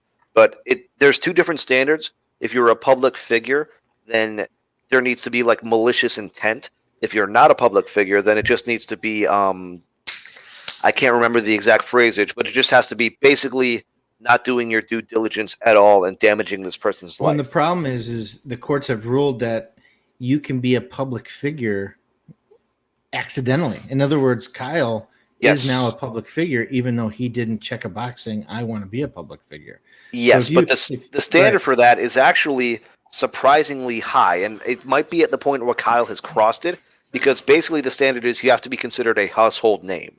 Now, at this point, unfortunately for Kyle, he probably is in this instance, but back when this thing first happened, that might not be the case. So I'm not entirely sure how this will go. But from take the Nicholas Sandmann case, for instance, he was not a household name when the media basically lied about him. He clearly is. I still don't know if he's nearly as popular as Kyle Rittenhouse is. But after that happened, he became more of a household name. He was still able to sue. And although he didn't win, they didn't actually go to a civil trial, I think that the minute that they got into discovery, all these media companies were just like, ooh, yeah, we don't want people seeing what's going on in our organization. Let's see what we can pay him to make this go away. So I think if Kyle can at least go ahead. It's really odd, though, that the media made them into celebrities by lying about them, and then are claiming, well, not celebrities, public figures, sorry. Mm-hmm. They made them into public figures because of the lies they made about them, and then they're going to now claim, well, he's a public figure. It's like... Yeah, and that may be something where, because he wasn't at the time, he has a way to get restitution. But again, if he can get them into a point where they need to go into discovery, I think he can settle. And in a just world, he'd make more than Nicholas Sandmann and Richard Jewell combined. Well, yeah, I mean, they just openly went around calling him a white supremacist, racist. you know, like with all this crap with zero evidence, and then like, you know, they're just total malfeasance. So I wanted to take this other, or point out this other thing. PSA Sitch tweeted this out, and this has to do with the cross-examination, and I felt it was brilliant. In his case today was, 1, Kyle, why did you shoot someone trying to take your gun from you after threatening to kill you? 2, why did you shoot someone hitting you with a blunt object? 3, why did you shoot someone who only pointed a pistol at your head? 4, why didn't you render medical aid to anyone while a mob was attempting to kill you? Oh my God, that was hysterical. Why didn't you turn around and give first aid to the guy who just tried to shoot you? Oh my God. That's the funny thing too, is they spend so much time trying to say, oh, you lied about being a medic. Oh, you're not a medic. You're not a medic. Oh, but by the way, why didn't you offer these guys medical help? It's so. And then comical. 5 was, why did you value your own life over those individuals who were attacking you? And that was the thing that he kept saying over and over again was like, you know, you realize that guns can kill people, right? You know, why did you, you know, like, I was like, what the hell? Well, yeah, his phrasing was, and you just didn't care what would happen to them when you fired. And it's like, well, no, I cared what would happen to me more than what would happen to them. That's the thing. See, like, that's where I would have, meaning of self-defense. I would have made a bad witness. I would have said, did you care what happened to them when you shoot them? No, I really didn't give a shit. They were trying to kill me. If they died, cool. If not, cool too. I mean, an honest answer that he could have given was just, it all happened so fast. They were attacking me. I didn't have time to think about like what would happen to them if I stopped them from attacking me. Like that's an honest response. Yeah. Did you have more on that, Johnny? You haven't spoken as much. No, I don't. I don't really have anything to add to that. Okay. This is No, Gage. this is in case somebody breaks into my house in the future. You guys can't use anything I said here against me. I also want to know which weasel of a friend gave that footage to Binger. I think that was Dominic Black, wasn't it? Yeah, it's got to be Dominic Black. Got to be. Let me stand up for Dominic here. He's 19. He's facing long prison time. And this whole thing of like loyalty to your friend, when you're facing federal prison charges and state prison charges, I think it would be really hard for a kid to not step in and say, okay, look, you got me. Here's what I've got. He doesn't want to go to jail, and I can't blame him. I mean, keep in mind, it's not like it's his brother. You know, I'm not going to blame Dominic Black for what he did. I really am not. Well, he has a good reason to be concerned, and that's something I kept telling people during the course of my streams was like, you got to remember that almost every witness here has an ongoing litigation. They all have their own legal angles to what's going on. Like they're all involved in lawsuits or their own charges, you know, and as a consequence, they're not actually incentivized necessarily to give the whole truth. Yeah. You know, go ahead. I was going to just mention briefly, because you're bringing up the Richie McGinnis testimony. I've noticed, because, again, we talked about how the media has lied by omission. Like, when they brought up Gage Grosskreuz's testimony, they said, the only thing they highlighted was he feared for his life, and he says Kyle shot him while his hands were in the air. They bring up, other people's testimonies, and they omit all the important parts. They didn't really bring up, like, Richie McGinnis's testimony was almost non-existent in media coverage. Like, they really didn't talk about his testimony at all, just because there was nothing that he said that was beneficial to the prosecution that they could, omit everything else. Like, I feel like they didn't mention his testimony, especially the most damning part at all. You know what wasn't brought up enough is that cop. Which one? Babe cop, they call her on Twitter. Oh, her? Blonde girl. Yeah. She looked really irritated. Like, it was very clear she didn't want to be there. Well, how about she said, they said, well, what happens if you fire a casing that's already been fired? She says it goes click, not boom. Do you guys remember that? Well, it just felt like she was like, why am I here? And I kind of get it. It was another example of the prosecution calling somebody, and I'm like, why are we talking to this person? Or like, and then the box with the stuff in it, I was like, is this a pepperoni pizza? Well, yes, it is. Well, what's interesting, though, is this is the thing, right? I mean, I guess it's not a smoking gun, but if Gage kept saying he re-racked. He pulled the charging handle back. And Yeah, that's such a re-racked, joke. right? If he did that, there'd be a live round on the ground, and she didn't pick up. So all he had to do was get that in the evidence. Now during closing, he can say, "Look, when he's tearing apart Gage's story, because in 2.5 hours he's going to tear apart all those stories. He's going to say, Gage says he re-racked his rifle. You heard from Babe Cop that she did not pick up an unspent round. Boom. He lied or he was mistaken at best, right? I remember somebody live streaming finding more bullets on the ground that had not, or bullet casings, I'm assuming from Kyle's rifle, that for some reason had not been picked up. And they apparently had been there for like 2 days. They had just rolled under one of the cars at Car Source, so it's not like they had to dig or anything. Right. Johnny, did you have anything more before I play this clip? No, go ahead. So this is the thug life moment of Richie McGinnis in the trial. Make sure I got the volume. I'll be right back, guys. Go ahead. So your interpretation of what he was trying to do or what he was intending to do or anything along those lines is complete guesswork, isn't it? Well, he said, fuck you, and then he reached for the weapon. Give me my money and stacks and lace my bitches. It really is just such a joke. Like, what witness has the prosecution brought forward that has helped them in any way in this trial? Like, I really can't think of one. No witnesses. No. Just a drone. Yeah, a blurry Bigfoot video. A drone that is entirely too far away. That's the only witness that I've seen for the prosecution. Mm-hmm. Yeah, but I mean, it's amazing. Like, there's been all these moments like that are like thug life moments for Kyle, and the media, for the most part, has not shown any of them, with the exception of Gage's testimony, the questioning by Shirafisi for the big reveal, like about him pointing the gun at him. So that's been amazing to me that they could be that blatant about their bias in this thing. But I suppose that stuff shouldn't amaze me anymore. I mean, we've been seeing it for so long now; it's gotten ridiculous. It's honestly just been a train wreck, and it's been so mind-numbing. It almost feels like he's just filling up the clock, like running up the clock. Mm-hmm. That's the term I would use. Like if I was watching football, or stalling, if it was wrestling, it's just like, what are you doing? And it made me wonder what it is he was stalling for, or if he's just filling air, for some reason. Go ahead. Interestingly, I actually think when the defense called Kyle to the stand, I think that stunned the prosecution. I don't think they had any idea that was coming, and so when they went, he needed to go to the bathroom. Yeah. It's like, shit, I need to check my underwear.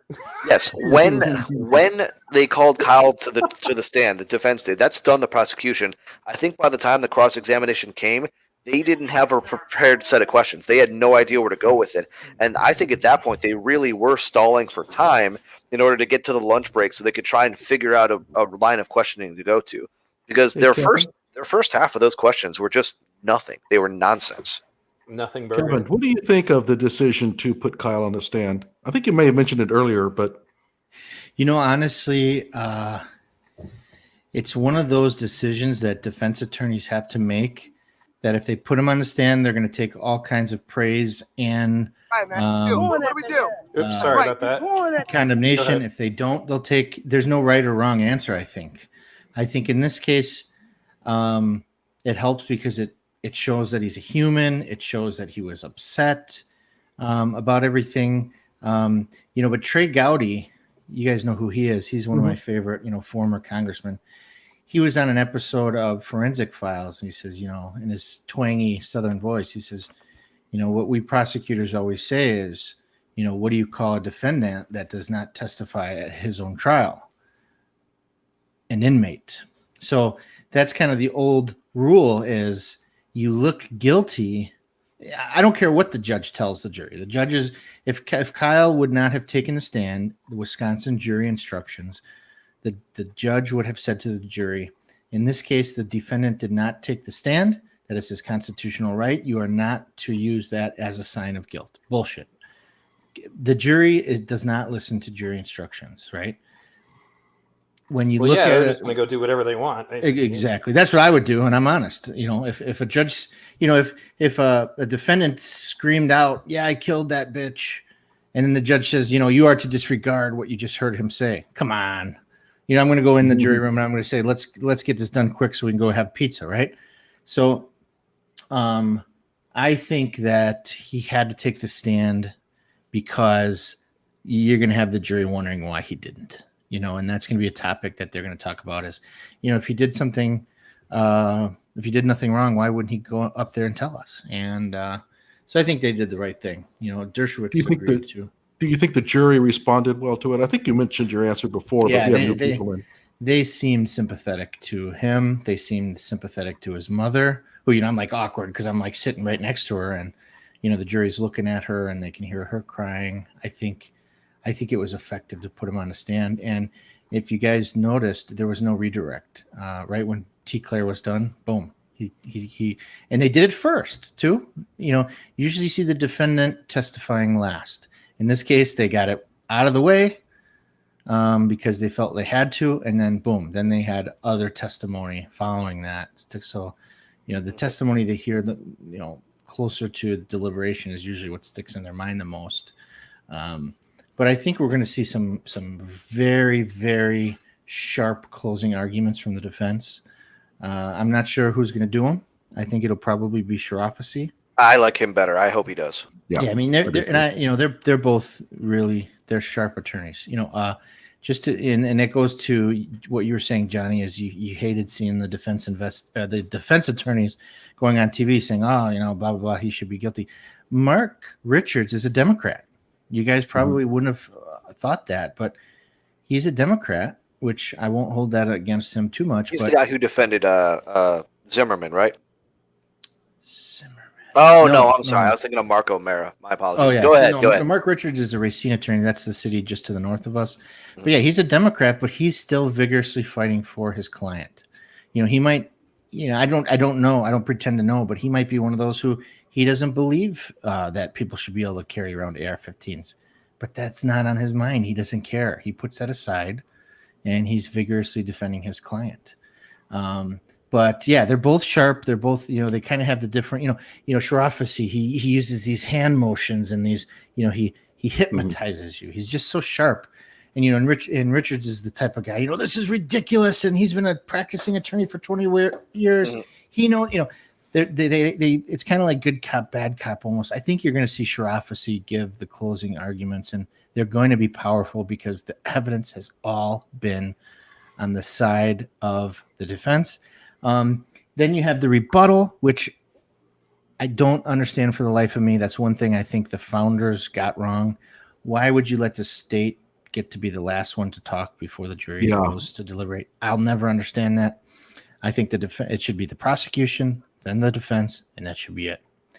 Or then you should have the defense, then the prosecution, then the defense. The defendant's lawyer should be the last one to talk to the jury before they go, but that's a long-standing thing that's happened. But either way, they each get 2.5 hours. I think you're going to see powerful closing arguments tomorrow from the defense that are all corroborated by evidence, and you're going to see strong closing arguments by the prosecution that is not corroborated by evidence, but it's corroborated by emotion and not sound logic. What do you think that they're going to say, the prosecution? The prosecution is going to say, what do they say in the legal thing? Had it not been for, they're going to say, look, Kyle did not belong there that night. It was a dangerous situation. He introduced more danger by bringing a weapon that, the drinking game is 30 rounds, right? Every time that banger said 30 rounds, AR-15. And by the way, it's not an AR-15 style rifle. It is an AR-15. If I hear one more person say AR-15 style weapon. Yeah, it's a trademark issue. Yeah, I guess. So anyways, they're going to say, he's a 17-year-old kid who interjected himself into a situation in which he was not welcome nor invited. We heard from the brothers. They did not ask him to be there. That's what you're going to hear. You're going to hear the stuff because he can say that in his closing because the brothers did deny asking him.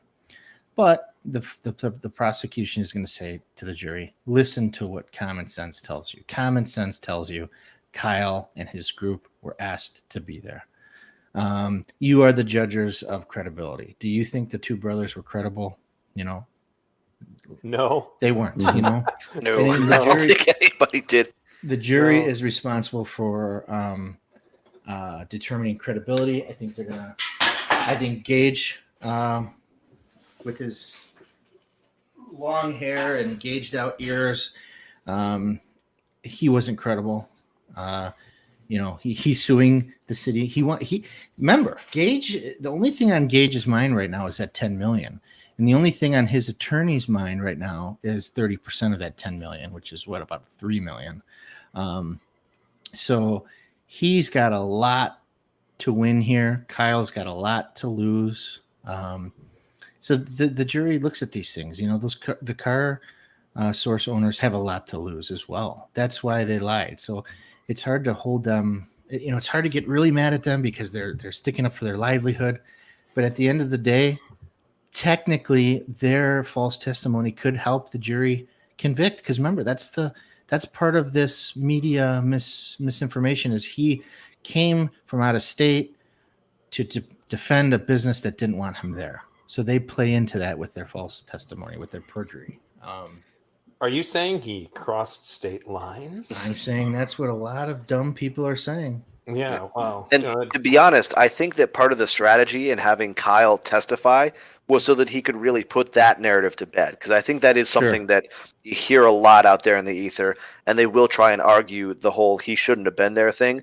But when he testified that his father lives there, his aunt lives there, his grandmother lives there, he works there, his friend is there, he was staying at his friend's house. I think that when you hear that he is that big of a part of the community, that kind of takes the sting out of that critique. So I think that's the one reason I think it was a good idea for him to testify so that he could get that out there. But, I think that kind of defanged the whole he shouldn't have been there argument, which I really think is their best and only argument at this point. So I want to take a moment now again from something from Twitter, but this was a while ago. But this kind of, to me, personifies the issue of this being turned into a racial case, because, and this is an example of the kind of media you're going to get. Kyle's Rittenhouse trial opens with his lawyer saying the N-word twice in court. So he's quoting Joseph Rosenbaum, the person that they're canonizing as a saint.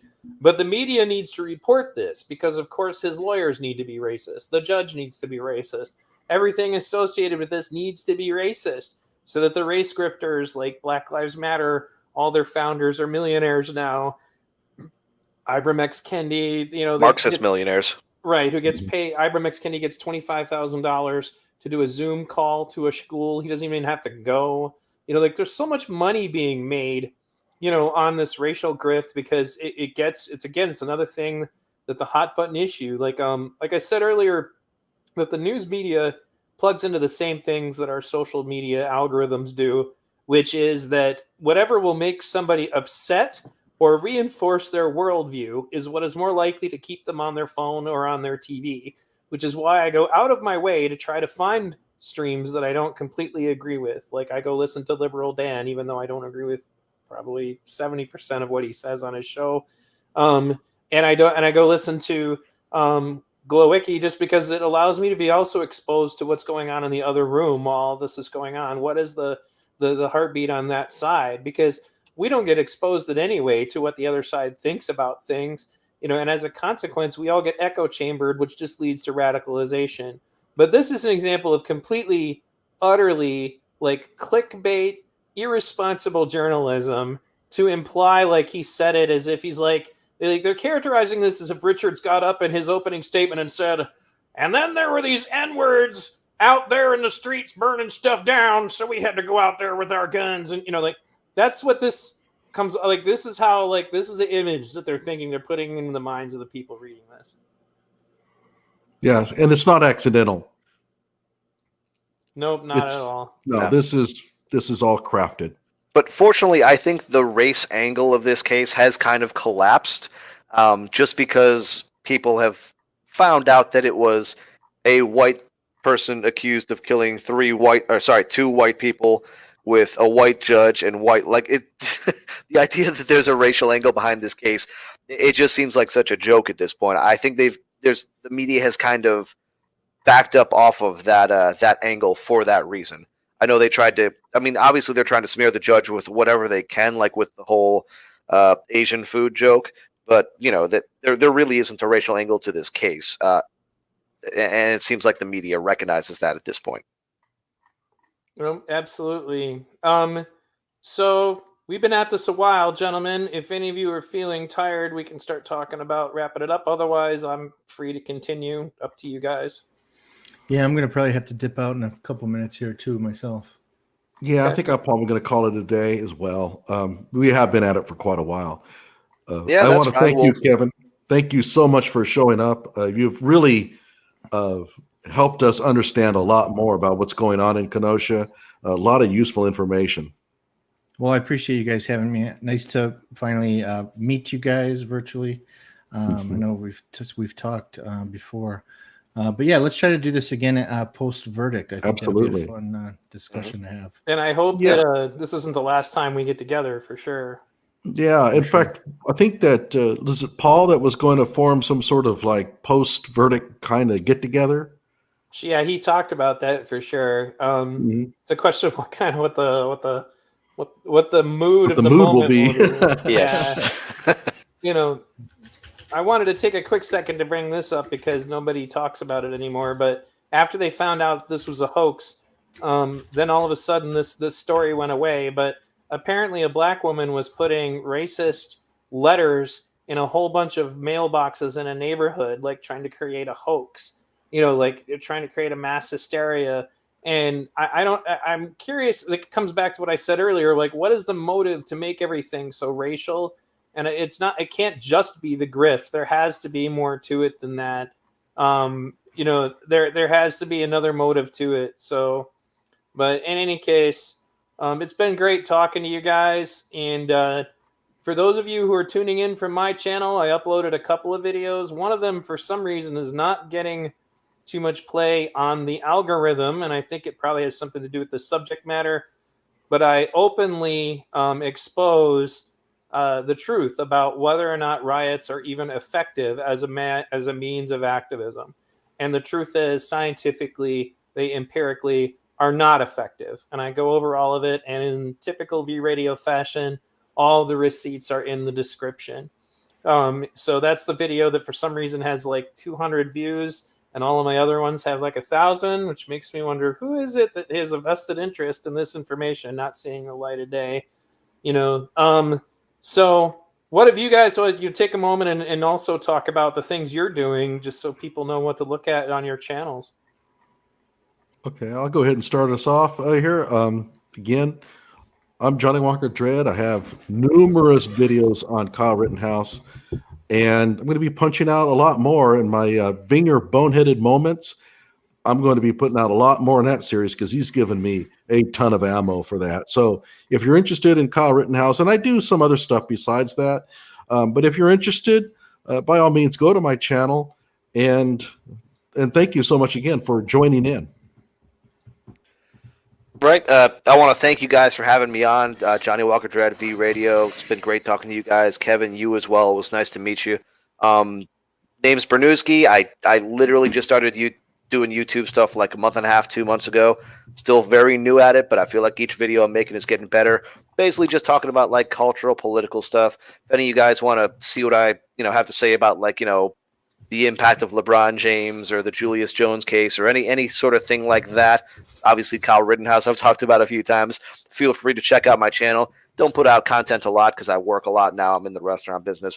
But I'll try to put out as much stuff to keep you guys interested as possible. People are asking where they can donate to our streams. You guys can check out v-radio.us, which you can see at the top of my thing there. It's just a link tree that'll take you to Patreon, Subscribestar, or PayPal. And you can also join my social media, like again, and I keep emphasizing this because like for the last video that I just did that had an even better in-depth analysis, he was commenting like a dozen times trying to get my attention to say, hey, I have this information. And the only way he felt he could contact me was via YouTube comments. And I am very engaged on YouTube, but YouTube will just eat stuff, and you don't even know why. Like, you don't even know why they deleted it. I don't know if it's the algorithm going crazy or what, but he was literally trying to tell me, hey, I have this footage, and that's why I didn't get it until like 4 a.m. and put it together and made a video out of it. So even if you don't plan to chat with me on there, my Discord is not noisy.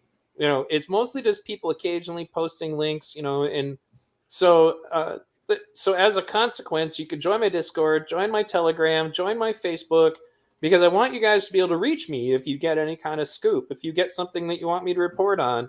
You know, I'm very big on interacting with my audience. You know, even if I got 100,000 subscribers, it is my plan to try to be the guy that actually bothers to listen to his audience. Because, like, for example, as much as I like Destiny, I've literally seen him go on streams and just sit there and play video games. It's like he's barely paying attention. You know, that sort of thing is never going to be me, you know. So in any case, and obviously, Kevin, tell them about the Milwaukee Sentinel, or not Milwaukee Sentinel, County Eye. Kenosha County Eye. Sure. So the Kenosha County Eye is KenoshaCountyEye.com. I do not have a Facebook account. I'm banned for life. It's a badge of honor that I hold near and dear to my heart. But I am recently new to Twitter. So if you go to Twitter and type in Kevin Mathewson, 1T, Kenosha County Eye, or at Kenosha CTYI, and I will be tweeting live from the courtroom for the remainder of the trial. And you're not going to see me posting what happens in court, because everybody knows what's going on in court. I'm looking towards the, you know, non-public things, like, you know, the lead detective is the mayor's nephew, stuff like that is not being reported. That's what I do. So the Kenosha News is biased. They report things that are politically okay to report. I report everything. So in my final poll, guys, I'm asking the audience, do you feel that and this isn't about your personal opinion. This is about, like, you know, what your gut instinct is. The poll is, do you feel that the jury will say guilty, not guilty? Or is the issue too close to call, therefore you don't have an opinion because you're not sure? Feel free to answer that on our way out the door. Thanks again, everybody, for tuning in. Check out my website. I think, honestly, you guys should be subscribed to every channel that is on this stream. You know, and if you're not already, ring the bell. You know, find other ways, again, to spread the signal, guys, because the algorithm is not kind to stuff like this. The algorithm is kind to people feeding narratives. So, you know, take responsibility for that, because in many cases, you know, Tim Pool brings this up all the time, and he's actually got a lot of subscribers.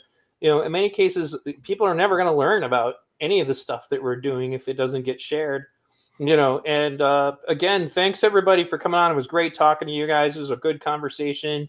And I look forward to seeing what's up, you know, and I guess, you know, I'll ask the panelists your answers, since you can't participate in the poll. Do you feel the jury's going to say guilty, not guilty, or, man, is it too close to call? I'll start with Johnny. I think, can we just choose hung jury instead of too close to call? Can somebody define hung jury for me? I feel stupid, but I don't know what that means. The jury simply refuses to come to a guilty or not guilty verdict. Jury decision has to be unanimous. So if there's like a holdout or something like that who just won't change their mind, that would be a hung jury. Well, okay, so that's your option. I'm leaning towards not guilty, especially now that we can defeat that picture. And I did talk to Shifarasi briefly on the phone and told him to be looking in his email box for my stuff and for other stuff that was sent. I did have some rude commenters say things to me like, did you record the conversation with the lawyer? Like, I need to prove to them. And I'm like, you're not on the stand. Yeah, that's what I'm going to do, guys. I'm going to record Shifarasi, you know, who I'm trying to establish, hey, would you please listen to me? Because I'm trying to help this kid, you know, and because I didn't record him, I made it up or something. And they also acted like, how did you get in touch with him? Like I was calling the president of the United States. I went to his website and got his damn phone number, you know, and he, now, mind you, the fact that I got him directly, I think was because I called him probably after they were closed, because he picked up the phone himself, and I didn't go to a secretary. But these people are public figures that you can call because clients have to be able to contact them. So it's not like I, casted voodoo or something to be able to talk to this guy. These guys, believe it or not, have clients other than Kyle. Right, exactly. I mean, I'd never heard of the guy before Kyle. So Bernooski, what's your take on the poll? Personally, I think he'll be found not guilty. The only thing, you never know with the jury, there could be some plant on the jury who's just going to be a holdout who might swing it to a hung jury. But in that instance, I think there's a possibility that the judge might direct a verdict or something like that. So I think Kyle's going to get off, and then after that, it's just what does he do to go after the media? And I can't wait to find out. God, I hope he owns the media. What are you thinking, Kevin? So juries are unpredictable, but what I can tell you that I would bet my life savings is one outcome that will not happen is Kyle will not be convicted. To convince 12 people that kid who was scared for his life committed murder, I believe is impossible. And I believe they knew it, but they charged him anyways. So if I had to guess, I would say there will be 2 or 3 people that just will not go along with the rest, and they'll argue. The judge will give what's called the dynamite instruction, which means you guys got to come up with a verdict, period. It's kind of like a bluff type of thing. But I am hoping and praying for a not guilty verdict, but I think it's more likely that it will be a hung jury, and then we'll see just how arrogant Mike Gravely is, if he's going to recharge it or admit that he was wrong and say, no, I'm not going to. And by the way, what you will see is you will not see him saying, look, we can't prove it. What you'll say is, I'm sorry, you will not see him say, we made a mistake. What you'll say is, look, I think that Kyle is guilty of these crimes, but we just can't prove it. So he won't concede that what they did was wrong, but he will say something like, we can't prove it, and that'll be it. And that's just as good as a not guilty, because Kyle will be free and he will have no convictions on his record. All right. Well, the outcome of the poll with 39 votes out of 112 viewers, because everybody else did not seek to use their democratic right. Well, hey, it's a common election, right? Most people don't vote. So far, it's 67% not guilty, 23% too close to call, and 10% of guilty. So I just wanted to conclude with that and to say I will be streaming tomorrow. Usually as soon as it becomes available. I think that's usually 10 p.m. my time. As far as what time, I'm assuming it's going to be the same time that it's been every day, which is like 9 a.m. their time, 10 a.m. my time. And I will be streaming the whole thing. I take during the breaks. I usually, I go on and I either bring on like Checkmate or anybody that's available, or I play videos and entertain you guys. So, it's a marathon, that's for sure. I basically have been doing 8 or 9 hour streams a day for the last 2 weeks, which is rough because you get out of it and it's like you have a freaking hangover because they're so long. It doesn't help that enduring Binger is like, and it wouldn't be so bad if he was actually making some moves in the case. It's just most of the time you spend your mental energy going, why is he doing this? Why is he talking to this person? Why are we watching 20 minutes of this video? Like he opened up with that. I'm like, you just played a video of somebody walking around the protest, said nothing. I'm just, so you just waste so much time. It's like, Or when you let the video play for like 10 minutes of these looters pushing around a barrel saying, let's burn down the police department. Let's burn down the police department over and over. And he just let it play. I'm thinking, this is a prosecution witness. Are you kidding me?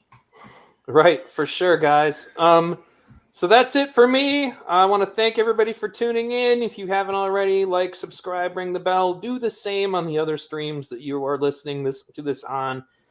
And I hope that you guys will join us for the stream. And I leave them available. I'm not taking them down, so they're always there. If you miss and you come in late, I promise it'll be worth your time. Thanks again for tuning in. Oh, one more thing, Johnny. One more thing. Phil Smith talked about Legal Bites having a really good take on that blurry video thing. The one on your channel is the best I've seen. And also go to Logical Checkmate. He has a great video on that thing as well. So I go ahead and watch Legal Bites, but you got to get those two in there as well. Okay, I'm done. Thanks, guys. Thanks All right, again, take guys. care. Thanks All right, again, bye. Kevin. Sure.